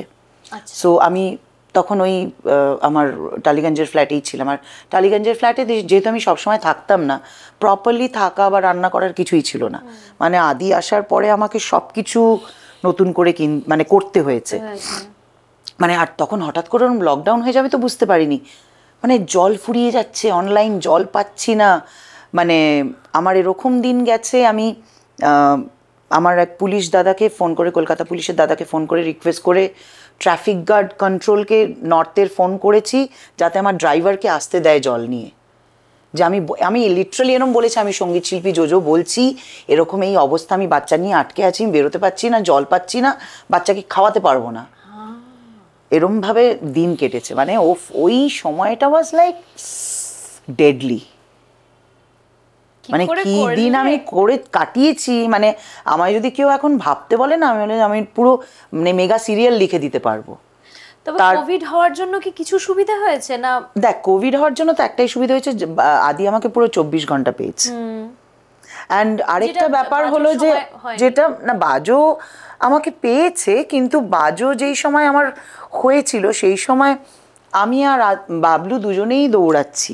মানে আমাদের তখন তো এতই টাইম রেস্ট্রিকশন এইসব ছিল না, তখন তো আমাদের রাত বিরেতে প্রোগ্রাম হতোই।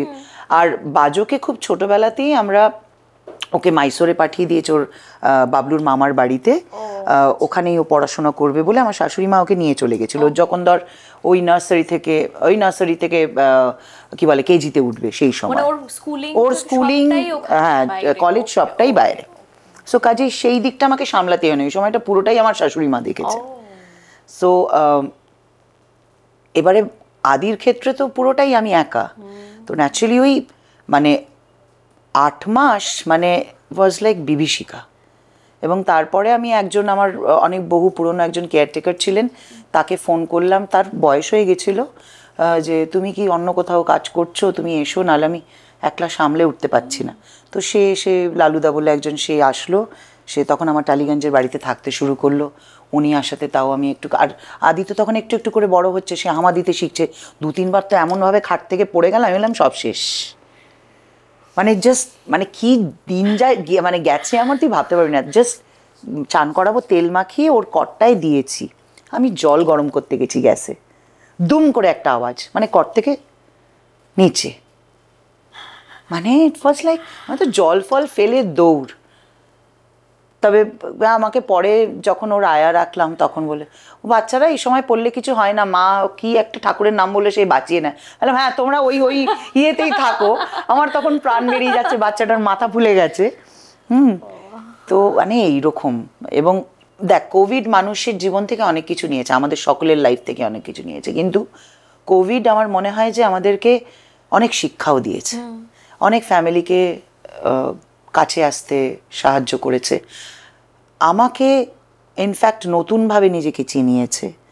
অ্যান্ড আমি এই যে টোটাল জার্নিটা কোভিডের সময় করেছি, তার মধ্যে প্রচুর লড়াই ছিল, কিন্তু কোনো ডিপ্রেশন ছিল না। আমায় কোনো ফ্রাস্ট্রেশন, কোনো ডিপ্রেশন আমায় ছুঁতে পারেনি, কারণ আমার ওই ভাবার সময় ছিল না। আমার একটা জাস্ট ভাবারই সময় ছিল না। মানে আমার এই সঙ্গীত জগতের বা অভিনয় জগতের বন্ধু বান্ধবীরা ফোন করে, তাদের কত বিষাদ, তারা কত কিছু লিখছে সোশ্যাল মিডিয়াতে, কত মানে সে প্রাণ চলে যায় এর মতন অবস্থা। কিন্তু আমার তো তখন, আমার মন তখন একটাই গান গাইছে, প্রাণ চাই চক্ষু না চায়। এবং তখন কোভিডের সময় সবাই একটাই কথা ছিল যে কাজ নেই, এখন খাবো কি। তোমার তো আরো সমস্যা ছিল, খাবো কি না, আমার এক্স্যাক্টলি, মানে আমার তো মানে, আর আমি ওই জন্য মানে তখন থেকেই আমার একটা ওই বদভ্যাস হয়ে গেছে, ওই যে একলা থাকতে শুরু করলাম। তোর এবারে আমি যখন থেকে সব খুলতে শুরু করলো, এবং তার মধ্যে আবার আদির অন্নপ্রাশন, বুঝলি তো। এবার আমার মনে হচ্ছে আমার একটা মাত্র পুত্র, হ্যাঁ তার অন্নপ্রাশনে কিচ্ছু হবে না, এরকম জানলা দরজা বন্ধ করে থাকবো, হবেই না। ওই 1 ঘন্টা 2 ঘন্টা করে সব দোকান খুলছে, লালুদাকে পাঠিয়ে পাঠিয়ে এটা আনাচ্ছি সেটা আনাচ্ছি। তারপরে আমার বন্ধু স্বাক্ষর, ওর বউ, আর আমার যে দাদা একজন পুলিশে কাজ করতেন, ওনারা দুজনে সে কোনো রকমের এমার্জেন্সি গাড়ি ইয়ে করে আসলো। আদি সে টোপর পরে আমার ওই ঘরের মধ্যেই ছোট করেই হলো, না হতেই হবে। আমি নিজেই রান্না বান্না করলাম যতটুকু পারলাম, ওই নিজেই কিছু অনলাইন জিনিসপত্র কিনে টিনে নিজেই প্যাক করে, বাবা এটাই তোমার অন্নপ্রাশনের গিফট, এসব করে হয়েছিল। তবে কঠিন সময় গেছে, ডেফিনেটলি খুব কঠিন সময় গেছে। এবং আস্তে আস্তে যখন কাজে বেরোতে শুরু করলাম তখন আবার আরেকটু কঠিন হয়ে গেল, কারণ প্রথমত তো সব পুরো বাড়িতে আমাকে ক্যামেরা লাগাতে হলো, মোবাইল থেকে সব সময় সে পুলিশের মতন, সিআইডির মতন দেখছি, ইয়ে করছি, বাচ্চা ঠিক আছে কিনা, ঠিক মতন দেখছে কিনা। সো ব্রেনটা আমার পুরো দুদিকে ডিভাইডেড হয়ে গেছিল। তো এখনো সেটা, ইনফ্যাক্ট এখন আবার একটু প্রসেসটা অন্যরকম হয়ে গেছে এখন। তার স্কুল, তার প্রজেক্ট, তার সে এখন যে ডে কেয়ারে থাকে সেখানে আমাকে ফুড প্রোভাইড করতে হয়। সো 3 বেলার কি খাবার যাবে প্রত্যেকটা আমি মেনু সেট করে দিই। আমি ভোর 5টার সময় উঠে ওর লাঞ্চটা রান্না করে দিই। যতদিন সম্ভব হয়েছে আমি নিজেই রান্না করো বাড়িতে? মানে বাড়িতে না, এখন একজন আছেন, তবে আমি এর আগে অবধি যতদিন আদি 1 বছর 1.5 বছর বয়স ছিল আমি নিজেই রান্না করতাম। আচ্ছা, আমার মানে ইনফ্যাক্ট আমার 6টার সময় শুটিংয়ে বেরোনোর থাকলে আমি 4টের সময় উঠে সব রান্না বান্না করে। আগেও কি তুমি নিজেই রান্না করতে না তোমার?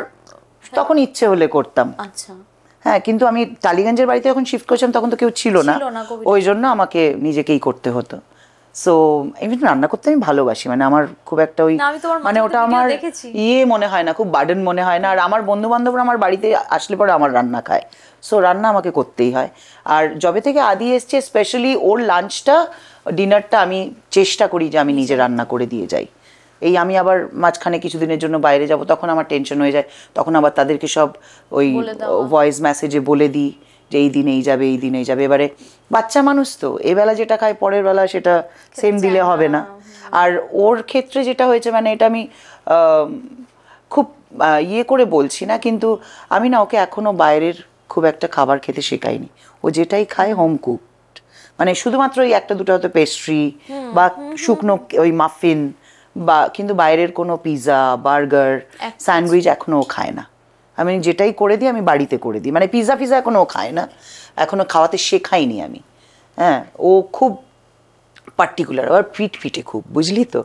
হ্যাঁ, খুব পিঠে বাঙালি বাবু। ওর 3টে মিল প্রপার চাই, মানে হলো ব্রেকফাস্ট, লাঞ্চ অ্যান্ড ডিনার। তার মাঝখানে খুব একটা মানচিং করতে পছন্দ করে না, ওই স্কুলের টিফিন যতটুকু নেয়। আর না হলে এমনি মাছে ভাতে বাঙালি। হ্যাঁ, ভীষণ মাছ খেতে ভালোবাসে।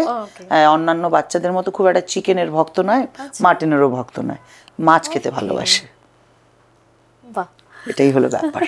তুমি তো রান্নাও করতে ভালোবাসো, তো একটা স্পেশাল কোনো রেসিপি যদি বলো যেটা তোমার মাথা থেকে বেরিয়েছে বা তুমি যেটা করতে খুব ভালোবাসো। সেরকম পার্টিকুলার কিছু নেই, বাট আমার মনে হয় যে আমরা যারা খুব ব্যস্ত, আমার একটা খুব চটজলদি একটা চিকেন ফ্রাইয়ের রেসিপি আছে, যেটা আমি মাঝে মধ্যেই আমার বন্ধুরা যদি হট করে চলে আসে সেটা করে থাকি। সেটা হলো যে ধর সাপোজ তোর বাড়িতে কেউ আসছে আজকে বিকেলবেলা, তো সকাল থেকে কাজ আছে, তো চিকেন, ময়দা, নুন, একটু লঙ্কা গুঁড়ো একসঙ্গে দিয়ে মিক্স করে একটা প্যাকেটের মধ্যে রেখে ফ্রিজে ঢুকিয়ে দিয়ে চলে যাও। সারাদিন ওটা ম্যারিনেট হলো, এসে জাস্ট একটুখানি তোর যদি বাড়িতে একটু মোটা চিড়ে থাকে সেটাকে একটু ক্রাশ করে নিয়ে ওটার মধ্যে কোট করে ওটাকে ডিপ ফ্রাই করো। So it will be a crispy chicken fry. Wow wow. বাবলুদাকে নিয়ে একটু ছোট্ট করে জাস্ট আলোচনা করব, সেটা হলো যে বাবলুদা কি, মানে বাবলুদার একটা আলাদা আইডেন্টিটি, এবং বাবলুদা মানে ভীষণ পপুলার নর্থ বেঙ্গলে বিশেষ করে। আমার একটা কাজের জন্য যাওয়ার কথা ছিল, সেই সময় মানে ফাঁকা পাইনি ওই হোমস্টেটা, তো বাবলুদা আরেকটা হয়েছে চিলাপাতায়। ও তাই নাকি? আচ্ছা, তুমি অনেক দিন আগে যখন ওইটা তৈরি হচ্ছিল তখন একবার বলেছিলে, তারপরে ইউটিউবে প্রচুর ভিডিও দেখেছি এবং খুব সাধারণ। হ্যাঁ, আর বাবলুদা খুব মানে তোমার মতনই। বাবলু কিন্তু ভীষণ মিশুকে, মানে আমি মিশুকে ঠিক বলবো না, তবে আমি আবার কঠিনও নই, কিন্তু বাবলু হলো প্রচণ্ড মিশুকি। মানে বাবলু মানে কাউকে মানে হয়তো কোনোদিন দেখেইনি সেই মানুষের সঙ্গে এমনভাবে গল্প করতে শুরু করে দেবে, তার মনে হবে যে এ তো আমার বাবার থেকেও আমাকে বেশি চেনে। মানে ইনফ্যাক্ট এরকম হয়েছে, আমরা যখন একসঙ্গে ট্যুর করতাম, যখন আমার সঙ্গে বাজাতো, মানে আমরা ইউএসএতে যাচ্ছি, হয়তো কোনো ডোমেস্টিক ফ্লাইট নিয়ে অন্য কোনো শহরে যাচ্ছি, এয়ার হোস্টেসের সঙ্গে এত গল্প, না বাবলু ও এবার না চাকরিটা ছেড়ে দেবে, তুমি ওকে আর বকিও না।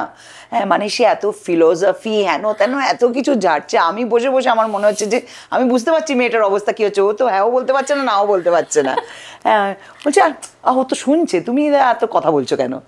বাবলু প্রচন্ড গাছ টাছ সম্পর্কে অনেক, ওর কোনো কি বিষয়, মানে এমন একটা মানুষ আমি জানি যে তার কোনো বিষয়ে কোনো নলেজ নেই এটা বলতে পারবি না।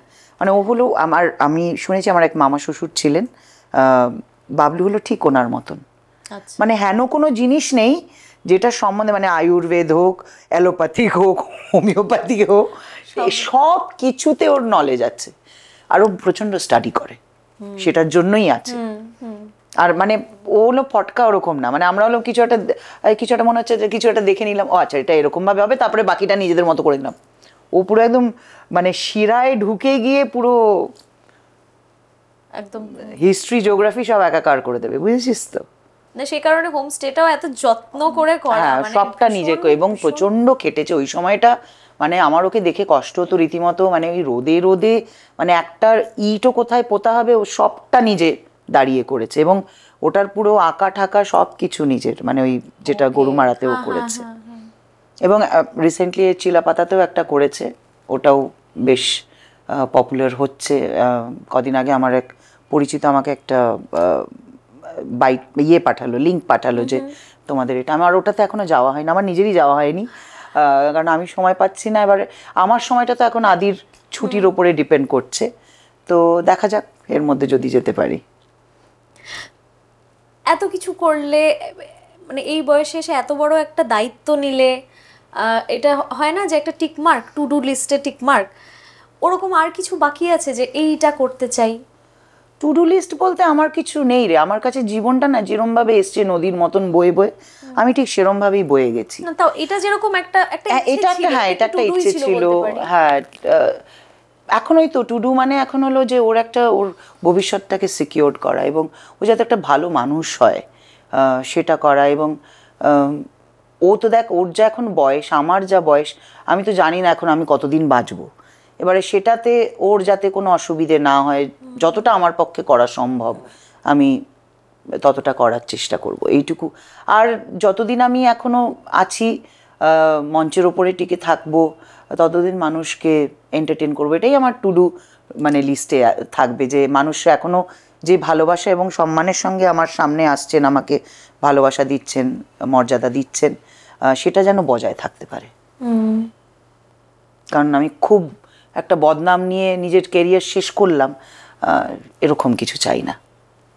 যার জন্য আমি সবসময় এটা বলি, আজকাল মঞ্চে আরও বেশি করে বলি যে আমি নিজেকে প্রমিস করেছি যে বাঁধানো দাঁতে আমি কখনো গাইব না। বলা যায় না, রামবাহ গাইতে গেলাম, হ্যাঁ দাঁতটা খুলে চলে গেল, হ্যাঁ সামনের সারিতে যিনি হয়তো বসেছিলেন তার কোলে গিয়ে পড়লো, এটা তো কোনো মানে হয় না। তো বাঁধানো দাঁতে আমি কখনো গাইব না। মানে তুমি বলছো একটা রিটায়ারমেন্টেরও প্ল্যান আছে তোমার? হ্যাঁ ডেফিনেটলি, এবং আমি নিজেকে এইটা বলে রেখেছি যে যতদিন নিজে এরমভাবে এখনো যতটা আমি পারফর্ম করতে পারছি, যতদিন এরকম পারবো ততদিনই করব। তারপরে ওই আচ্ছা কনসিডারেশন করে আমাকে নিয়ে যাওয়া হচ্ছে, ও she is a legend, she was a diva, এরকম করে দিদি এখন আছে একটু পায়ে কষ্ট, উঠতে পারছেন না, বসতে পারছেন না, চলতে পারছেন না, sorry, no, I don't believe in that. আমি কনসিডারেশন চাই না জীবনে। তুমি নিজে সবসময় একটা খেটে খাওয়া মানুষ, মানে আপনি বলবুতে পে যেটা বলে, সেই জন্য কারোর ওপর ডিপেন্ড করতে চাও না? না ডিপেন্ড, দেখ একটা বয়সের পরে তো মানুষ ডিপেন্ড করে, যদি ফিজিক্যালিও না করে মেন্টালি করে, কিন্তু সেটা যতটা কম করা যায় ততটাই ভালো। এখন আমি যদি হঠাৎ করে অসুস্থ হয়ে পড়ি, এখন তো আমাকে নিজের পরিবারের বা কোনো ধরো আমাকে যারা দেখভাল করবে তাদের উপর ডিপেন্ড করতে হবে, বাট সেটা যতটা কম করা যায়। যাই হোক, অনেক কিছু নিয়ে আলোচনা হলো, একটা ছোট্ট গেম খেলবো। আচ্ছা, সেটা হচ্ছে দ্য বোল গেম। এখানে বিভিন্ন রকম কোয়েশ্চেন্স আছে, তোমার যেটা ইচ্ছে আর কি তুমি চুজ করতে পারো। 3টে প্রশ্ন নিতে হবে। ওকে। সারাদিনে কত ঘন্টা ফোন ইউজ করো?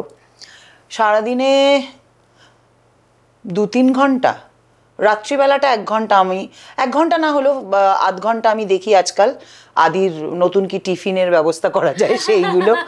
আর এছাড়া আমার খুব মানে অভ্যেস আছে এই তোর বিভিন্ন এই কমেডি শোগুলোর কিছু কিছু ক্লিপিংস দেখার, সেগুলো কপিল শর্মা স্পেশালি, কোনো মিউজিক্যাল বা কোনো হয়তো ইংলিশ মিউজিক্যাল কমেডি বা ওরকম কিছু একটা নেটে যদি পাই তাহলে ওগুলো দেখি। আদারওয়াইজ খুব একটা ওই গান শোনা বা ছবি দেখা সিনেমা দেখার আমি খুব একটা পোকা নই। মাঝে মাঝে সিনেমা যদি দেখতে হয় আমি হলে গিয়ে নিজেকে একটা পপকর্ন কিনে দিই আর কিনে দিয়ে দেখি বসে বসে। এখন সেটা অবশ্য বন্ধ হয়ে গেছে অনেকটা। ফোনে একটা হয় না যে ফোনে অ্যাভারেজ হ্যাঁ কত ঘন্টা ওটা আছে তোমার অন করা আছে, কিন্তু মানে খুব একটা আমাকে দেখায় না কিছুই, মানে আমি বোধহয় ওদের ইয়ের মধ্যে প্যারামিটারের মধ্যেই পড়ি না। না না না, সেটা তোমার 1 সেকেন্ড ইউজ হলেও সেটা দেখায়। তাহলে আমি দেখতে পাই না, আমি মানে টেকনিক্যালি ভীষণ সাউন্ড তো। ওকে হ্যাঁ আরেকটা, ওকে আরো দুটো actually। ভূতের রাজা 3টে বর দিলে কি কি চাইবে? একটা বর, প্রথম বরটা চাইবো আদিকে আর তাড়াতাড়ি বড় করে দাও, যাতে ওর বিয়েটা আমি খেয়ে যেতে পারি। দ্বিতীয় বর অ্যাটলিস্ট another 5-6 years একটুখানি এরম শক্তপোক্ত রেখো, so that I can dance and একটু চুল টুলগুলো এরম ওড়াতে পারি। থার্ড ইজ বিদায় নেওয়ার 2 মাস আগে থেকে যেন একটু ভেকেশনে যেতে পারি, মানে vacation in the sense king size vacation, like কেউ আঙুর ফাঙুর ধরে দিচ্ছে একটু খাচ্ছি এরকম, মানে ইমাজিনেশনের কোনো শেষ নেই। That's good. ওকে,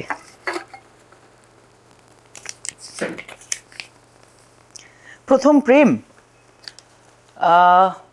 প্রথম প্রেম অনেকবারই হয়েছে, মানে ওই চোখে চোখে যেরকম হয় একটা বয়সে, তখন কত 14-15 বছর বয়স, হ্যাঁ 13-14 ওরকম হবে, কিন্তু মা ভীষণ স্ট্রিক্ট ছিল, সেই জন্য প্রেমটা ওই অবধি পৌঁছাতে পারিনি। বাট অফিসিয়ালি যদি জিজ্ঞেস করো প্রেম, বিয়ে, বাবলু, কারণ বাবলুকে আমি ও হাত থেকে বেরিয়ে যাওয়ার আগে নিজেই ওই জন্য প্রপোজ করে ফেলেছিলাম, আর তারপরে পালিয়ে গিয়ে বিয়ে করে ফেলেছিলাম। সো এই আসবো, মানে আমার নর্মালি বোল গেম দিয়ে আমি মানে আমার পডকাস্ট শেষ করি, বাট এইটা আমি একটু শুনবো, একটু বলো। পালিয়ে গিয়ে বিয়ে করা, এখন তো আর এইসব গল্প শুনে কি লাভ, এখন আর পালিয়ে গিয়ে কেউ বিয়ে করে না, এখন তো মা বাবারা ভীষণ friendly and they are so sweet. কেন তুমি বাড়িতে কখনোই বলনি? না, মা ভীষণ স্ট্রিক্ট ছিল রে আমার মা, মানে কি করে বোঝাই, গানেরও গ জানি না, মানে এখন আমার ওই গানটা মনে পড়ছে, বাট মা ওয়াজ ভেরি স্ট্রিক্ট, মানে মায়ের সঙ্গে, মানে ধর এখনকার আমি দেখি তো ছেলেমেয়েরা মায়ের সঙ্গে কাউকে ভালো লাগছে বা কোনো কিছু এরকম হচ্ছে কত সুন্দর মিষ্টি করে গল্প করতে পারে, আমার মাকে আমি কোনোদিন কিছু বলতে পারতাম না। আমার মাও না, মানে মা ওয়াজ ভেরি স্ট্রিক্ট, আর মা প্রচন্ড মারতো আমাকে, আমি এত শান্ত তবুও মানে প্রচন্ড দুমদুম একদম, মানে দিলে একদম, মানে ওইটা বললে তো একদম তুলে আছাড় মারবে এরকম। না, মা ওয়াজ ভেরি স্ট্রিক্ট, কারণ কি স্ট্রিক্ট হওয়ার একটা কারণ হলো যে যেহেতু বললাম আমি পলিটিক্যাল বাড়ির মেয়ে, তো আমার ছোটোর থেকেই একটা বাড়িতে একটা ওই একটা সিকিউরিটি, একটা স্ট্রিক্ট ওই ইয়ে ছিল, রিজিম ছিল যে আদার দ্যান স্কুল অ্যান্ড পাড়া I was not supposed to go to any friend's house or spend night or spend day, কারণ যেহেতু দিদা দাদুর পলিটিক্যাল ক্যারিয়ারের জন্য মা was actually into the political thing, so সেই জন্য আমার অনেক পাবন্দি ছিল। তো আমি একটা নর্মাল বাচ্চার মতো কোনোদিনই ওই ইচ্ছে হলো বন্ধুদের সঙ্গে সিনেমা দেখতে চলে গেলাম, এগুলো কখনো করতে পারিনি। সো সেই কারণেই আমার মনে হয় যে ওই স্ট্রিক্টনেসটা ছিল, যে মেয়ে যদি ভুল পা দেয় আর কি। তো সেই জায়গায় দাঁড়িয়ে এত বড় একটা সাহসী পদক্ষেপ, সেটা অ্যাকচুয়ালি দেখ, এটার আবার একটা অন্যরকম একটা স্টোরি লাইন আছে, মানে my life is full of stories. So মা বাবার ডিভোর্স হয়ে যায় অনেক ছোটবেলায় আমার, মানে যখন আমার বোধহয় 2.5 বছর বয়স। সো যার জন্য আমার পারভারিশটা আমার দাদুর বাড়িতে হয়েছিল। তবে হ্যাঁ, বাবার সঙ্গে যোগাযোগ ছিল, বাবা আসতেন, দেখা করতেন, আমিও যেতাম বাবার সঙ্গে, কিন্তু যেহেতু ওই রকম একটা মানে মানে কাঠামোর মধ্যে আমি বড় হয়েছি, সেই জন্য ওই যেটা বললাম যে অনেক রেস্ট্রিকশনস ছিল, অ্যান্ড সেটার জন্য বাবার সঙ্গে আমার বহু বছর একসঙ্গে থাকা হয়নি। তো একটা সময়ের পরে when my mom decided to get married for the second time, আমার মনে হলো যে now it's time for me to go and stay with my dad. তো ততদিনে তো বাবারও একটা সংসার হয়ে গেছে, আমার বোন আছে, ভাই আছে, তো আমার মনে হচ্ছিল কোথাও, কারণ কি মার বিয়ে হয়ে গেলে এবারে দিদা শুধুমাত্র রয়ে যায়।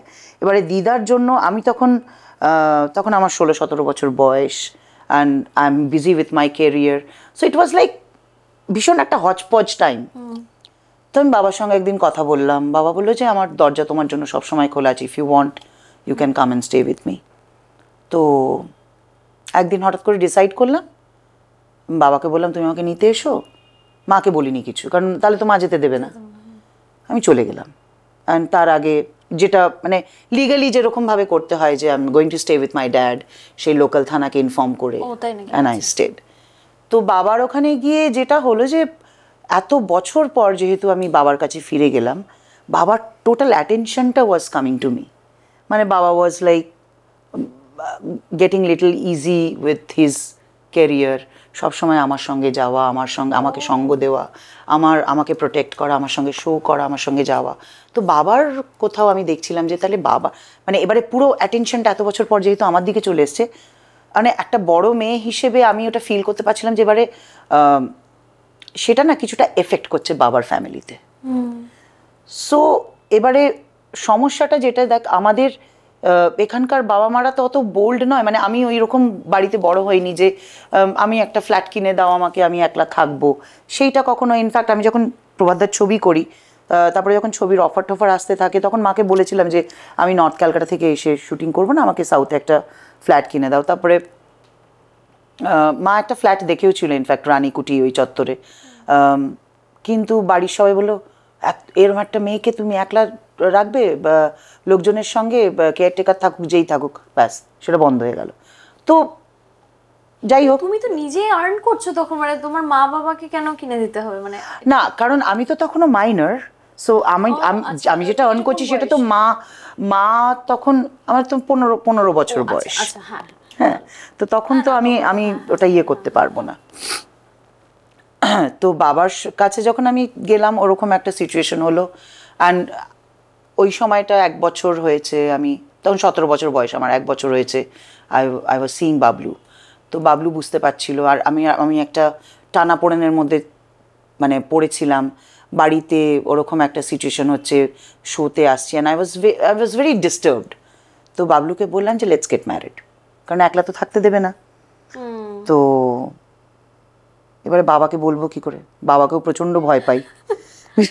মানে তখন আমরা একদিন ডিসাইড করলাম, আমার একটা ইউনিভার্সিটি ইনস্টিটিউট হলে আমার শো ছিল, কোনো একটা কলেজের প্রোগ্রাম ছিল আমার মনে আছে দুপুরবেলা। তো শোটা করতে করতে বাবলুকে শোয়ের পরে বললাম যে আজকেই চলে যাই আমরা। So we decided. তো সেদিনকে আবার আমার বোন ছিল আমার সঙ্গে, শো দেখতে গেছিলো, তো ওকে নিয়ে বাবলুদের বাড়িতে গেলাম। বাবলুর মাকে বললাম আজ থেকে আমি এখানেই থাকবো, and she got the shock of her life. তখন বলছে যে না শোন, আমি তো বুঝতে পারছিলাম যে একটা এরকম সম্পর্ক হয়েছে, আমি বাবলুকে অনেকদিন ধরেই বলছি যে কিছু হলে পরে আমাকে একটু জানা, সেরকম আর না, একটু পরিস্থিতিটা ঘেটে গেছে। তো বলছি এরকমভাবে হঠাৎ করে তুই থাকবি, দাঁড়া দেখি কি ব্যবস্থা করা যায়। এই ন্যাচুরালি ওনারাও একটা ওরকম, হঠাৎ করে আমি যদি এখন একটা ছেলের বাড়িতে গিয়ে বলি আমি আজকে থেকে এখানে থাকবো, মামা বাড়ি আবদার, হ্যাঁ ওরকমভাবে থাকা যায়। তো তারপরে আমি বাবাকে একটা চিঠি লিখলাম যেরকম I don't have anything against anybody, but from today onwards I am going to stay in this address. বোন তো হাউমাউ করে কান্না যে বাবা তো আমাকেই ধরে মারবে বোধহয়। তো তারপরে বোনকে পৌঁছে দিয়ে আসলো আমার গাড়ি। তো বাবা ফোন করলো যে ঠিক আছে তুমি বিয়ে করতে চাও তুমি এসো, আমরা বিয়ে দিচ্ছি। আর না, আমি যখন বেরিয়ে এসছি একবার, আমি বাড়ি আর ফিরবো না। তো বাবলুর বড় মাসির বাড়িতে গিয়ে সব ডিসিশন হলো যে এই সপ্তাহের মধ্যেই বিয়ের দিন দেখে বিয়ে দেওয়া হবে, ততদিন আমি বাবলুর মাসির বাড়িতে থাকবো। আচ্ছা। তো বাবলুর মাসির বাড়িতে থাকা হলো। আমি বেরিয়ে সব আমার শাশুড়ির কাছ থেকে লিস্ট দিয়ে, যে বিয়েতে কী সব প্রণামী দিতে হয়, কি কি লাগে, সব লিস্ট করে নিজে গিয়ে শপিং টপিং করে আনলাম। এটা কোন মানে কত বয়স তোমার তখন? ওই 18 আমার ডিসেম্বরে 18তে পড়েছি, এটা জানুয়ারির কথা বলছি। আচ্ছা। তো আমি সব লিস্ট কি কি প্রণামী দিতে হবে, কতজন। মাকে তখনও বলোনি? না, মা তো ততক্ষণে জেনে গেছে, মানে বাবার ওখান থেকে যে আমি চলে এসেছি জেনে গেছে। মা তার আগে অনেকবার আমাকে বলেছিল ফিরে যাওয়ার কথা, এবং মা ওয়াজ ভেরি অ্যাংরি, সো আর কিছু ইয়ে হয়নি। তো সব লিস্ট ফিস্ট করে নিজেই নিজে গিয়ে সব কেনাকাটা করে এনে 17ই জানুয়ারি আমাদের বিয়ে হলো। এবং মিউজিশিয়ানরাও জানতো না, মিউজিশিয়ানদের বলেছিলাম যে 6:30টার সময় আমার বাড়ি থেকে আমাকে পিক আপ করবে, শো আছে, সবাই ইনস্ট্রুমেন্ট নিয়ে গাড়ি নিয়ে বাড়িতে এসে দেখে আমরা বউ বর হয়ে বসে আছি। এটা তো ভালো। তারপরে আমরা 1 বছর পরে একটা বড় পার্টি দিয়েছিলাম মানে সোশ্যালি আর কি। ইনফ্যাক্ট আমাদের বউ ভাতের দিনও আমাদের একটা শো ছিল, মানে ওটা তো আচমকা করা না, সো বিয়ে করেছি যেদিনকে তার পরের দিন আমাদের লিগ্যাল সেলের প্রোগ্রাম ছিল। এবার লিগ্যাল সেলের প্রোগ্রাম তো ক্যান্সেল করতে পারবো না, এবারে সেই মাথাভর্তি সিঁদুর ফিঁদুর নিয়ে গিয়ে শো করে এসে আবার বউ ভাতের দিন বসেছিলাম সেজে গুজে। That's the story. Your life is full of stories, মানে আমি জানি না কতটুকুন আমি নির্যাস পেলাম, আরো হয়তো অনেক স্টোরি থেকে গেল যেটা আই ডোন্ট নো, মানে হয়তো 2.0। দেখ সবকিছুই না, আমি যখন দেখি আজকালকার দিনে খুব একটা, এখন তো বিয়ে মানে একটা ইভেন্ট হয়ে গেছে। হ্যাঁ মানে এখন তো সঙ্গীত হয়, মেহেন্দি হয়, হেন হয়। আমাদের বিয়েতে হয়তো সেসব কিছুই ছিল না, কিন্তু একদম বাঙালি মতে যেরম ভাবে বিয়ে হয় সেরম ভাবেই হয়েছে। And at the end of the day হ্যাঁ হয়তো ভালো লাগতো বাবা সম্প্রদান করলে বা বাড়ির সবাই থাকলে, কিন্তু কোথাও গিয়ে না একটা ওই সেলফ স্যাটিসফ্যাকশন আছে, আমি সব কিছু নিজে করেছি, কাউকে কোনো হেডেক দিইনি বা বার্ডেন হয়নি কারোর কাছে। কারণ যেটা আমার, যদিও এটা আমার মনে হয় যে এখন হয়তো কেউ শুনলে বলবে যে বাবা তোমার কি সাহস, তোমার কি টেনেসিটি, কিন্তু সেই সময় খুব অনায়াসেই করেছি। ওই যে আমার মনে হয় যে ওই জেদটা যেটা, সেটা আমার, তোমার বোল্ডনেসটা, হ্যাঁ ওটাই, মানে যে তুমি মানে লড়কে লেঙ্গে হিন্দুস্তান একটা ওই সব সময় একটা ব্যাক অফ দ্য মাইন্ড আমার চলতে থাকে। আর আমার এটা সবসময় আমি বিশ্বাস করি মেঘলা, যে আমি জ্ঞানত কোনোদিন কারো ক্ষতি করিনি, কাজেই কোনো অন্যায় করিনি, আমার কোনো ক্ষতি কিন্তু কোনোদিন হবে না। আমি যতই মুশকিলে পড়ি, যতই সমস্যায় পড়ি না কেন, আমি কোথাও না কোথাও দিয়ে ঠিক বেরিয়ে যাব। ঠিক, আর সেটাই আমার বিশ্বাস জীবনের উপরে। এবং এই বোল্ডনেসটাই বোধহয় তোমার পারফরম্যান্সেও দেখা যায়, তোমার অনেকটাই হয়তো, কারণ আমি ইনার সেলফটাকে তো পুরোপুরি চেঞ্জ করতে পারবো না। ইনার সেলফে মানুষ যেটা, সেটাই কিন্তু স্টেজে বলি বা ক্যামেরাতে রিফ্লেক্টেড হয়, এটা আমার মনে হয়। অনেকে প্রিটেন্ড করে হয়তো, বাট প্রিটেনশনটা বোঝা যায় এবং থাকে না বেশি দিন, স্টে করে না, প্রিটেনশনটা বোঝা যায়। Anyways thank you. মানে আমি জানি না, আবারও বলবো যে কতগুলো স্টোরি হয়তো আরো জানা থাকলো না, ডেফিনেটলি 2.0 একটা ভার্সন আবার হবে। Anyways thank you. একটা ছোট্ট গিফট আছে তোর। আচ্ছা এগুলো তো আলাদা থাকে না, ঠিক আছে, ছোট্ট গিফট আছে। আমার গিফট তো আর আজকাল আমার থাকে না, এটাই আমার দুঃখ। আজকাল আদি নতুন শিখেছে, বাড়িতে ঢুকলে আর বেরোনোর আগে গিফট কই, মানে রোজ রোজ কি গিফট দেবো রে তোকে? আজকে নিয়ে যাবি একটা ছোট্ট গাছ। Thank you. এটা কি গাছ? জুঁই। ও লাভলি। এই ইনফ্যাক্ট কদিন আগে আমি ভাবছিলাম যে জুঁই গাছ একটা লাগানো যেতে পারে, দেখো। আমার খুব পছন্দের জুঁই। আমারও জুঁই খুব পছন্দের, ভীষণ পছন্দের। আমার কুকুরগুলোর থেকে একটু বাঁচিয়ে রাখতে হয়, আদারওয়াইজ আর বলা গেল না।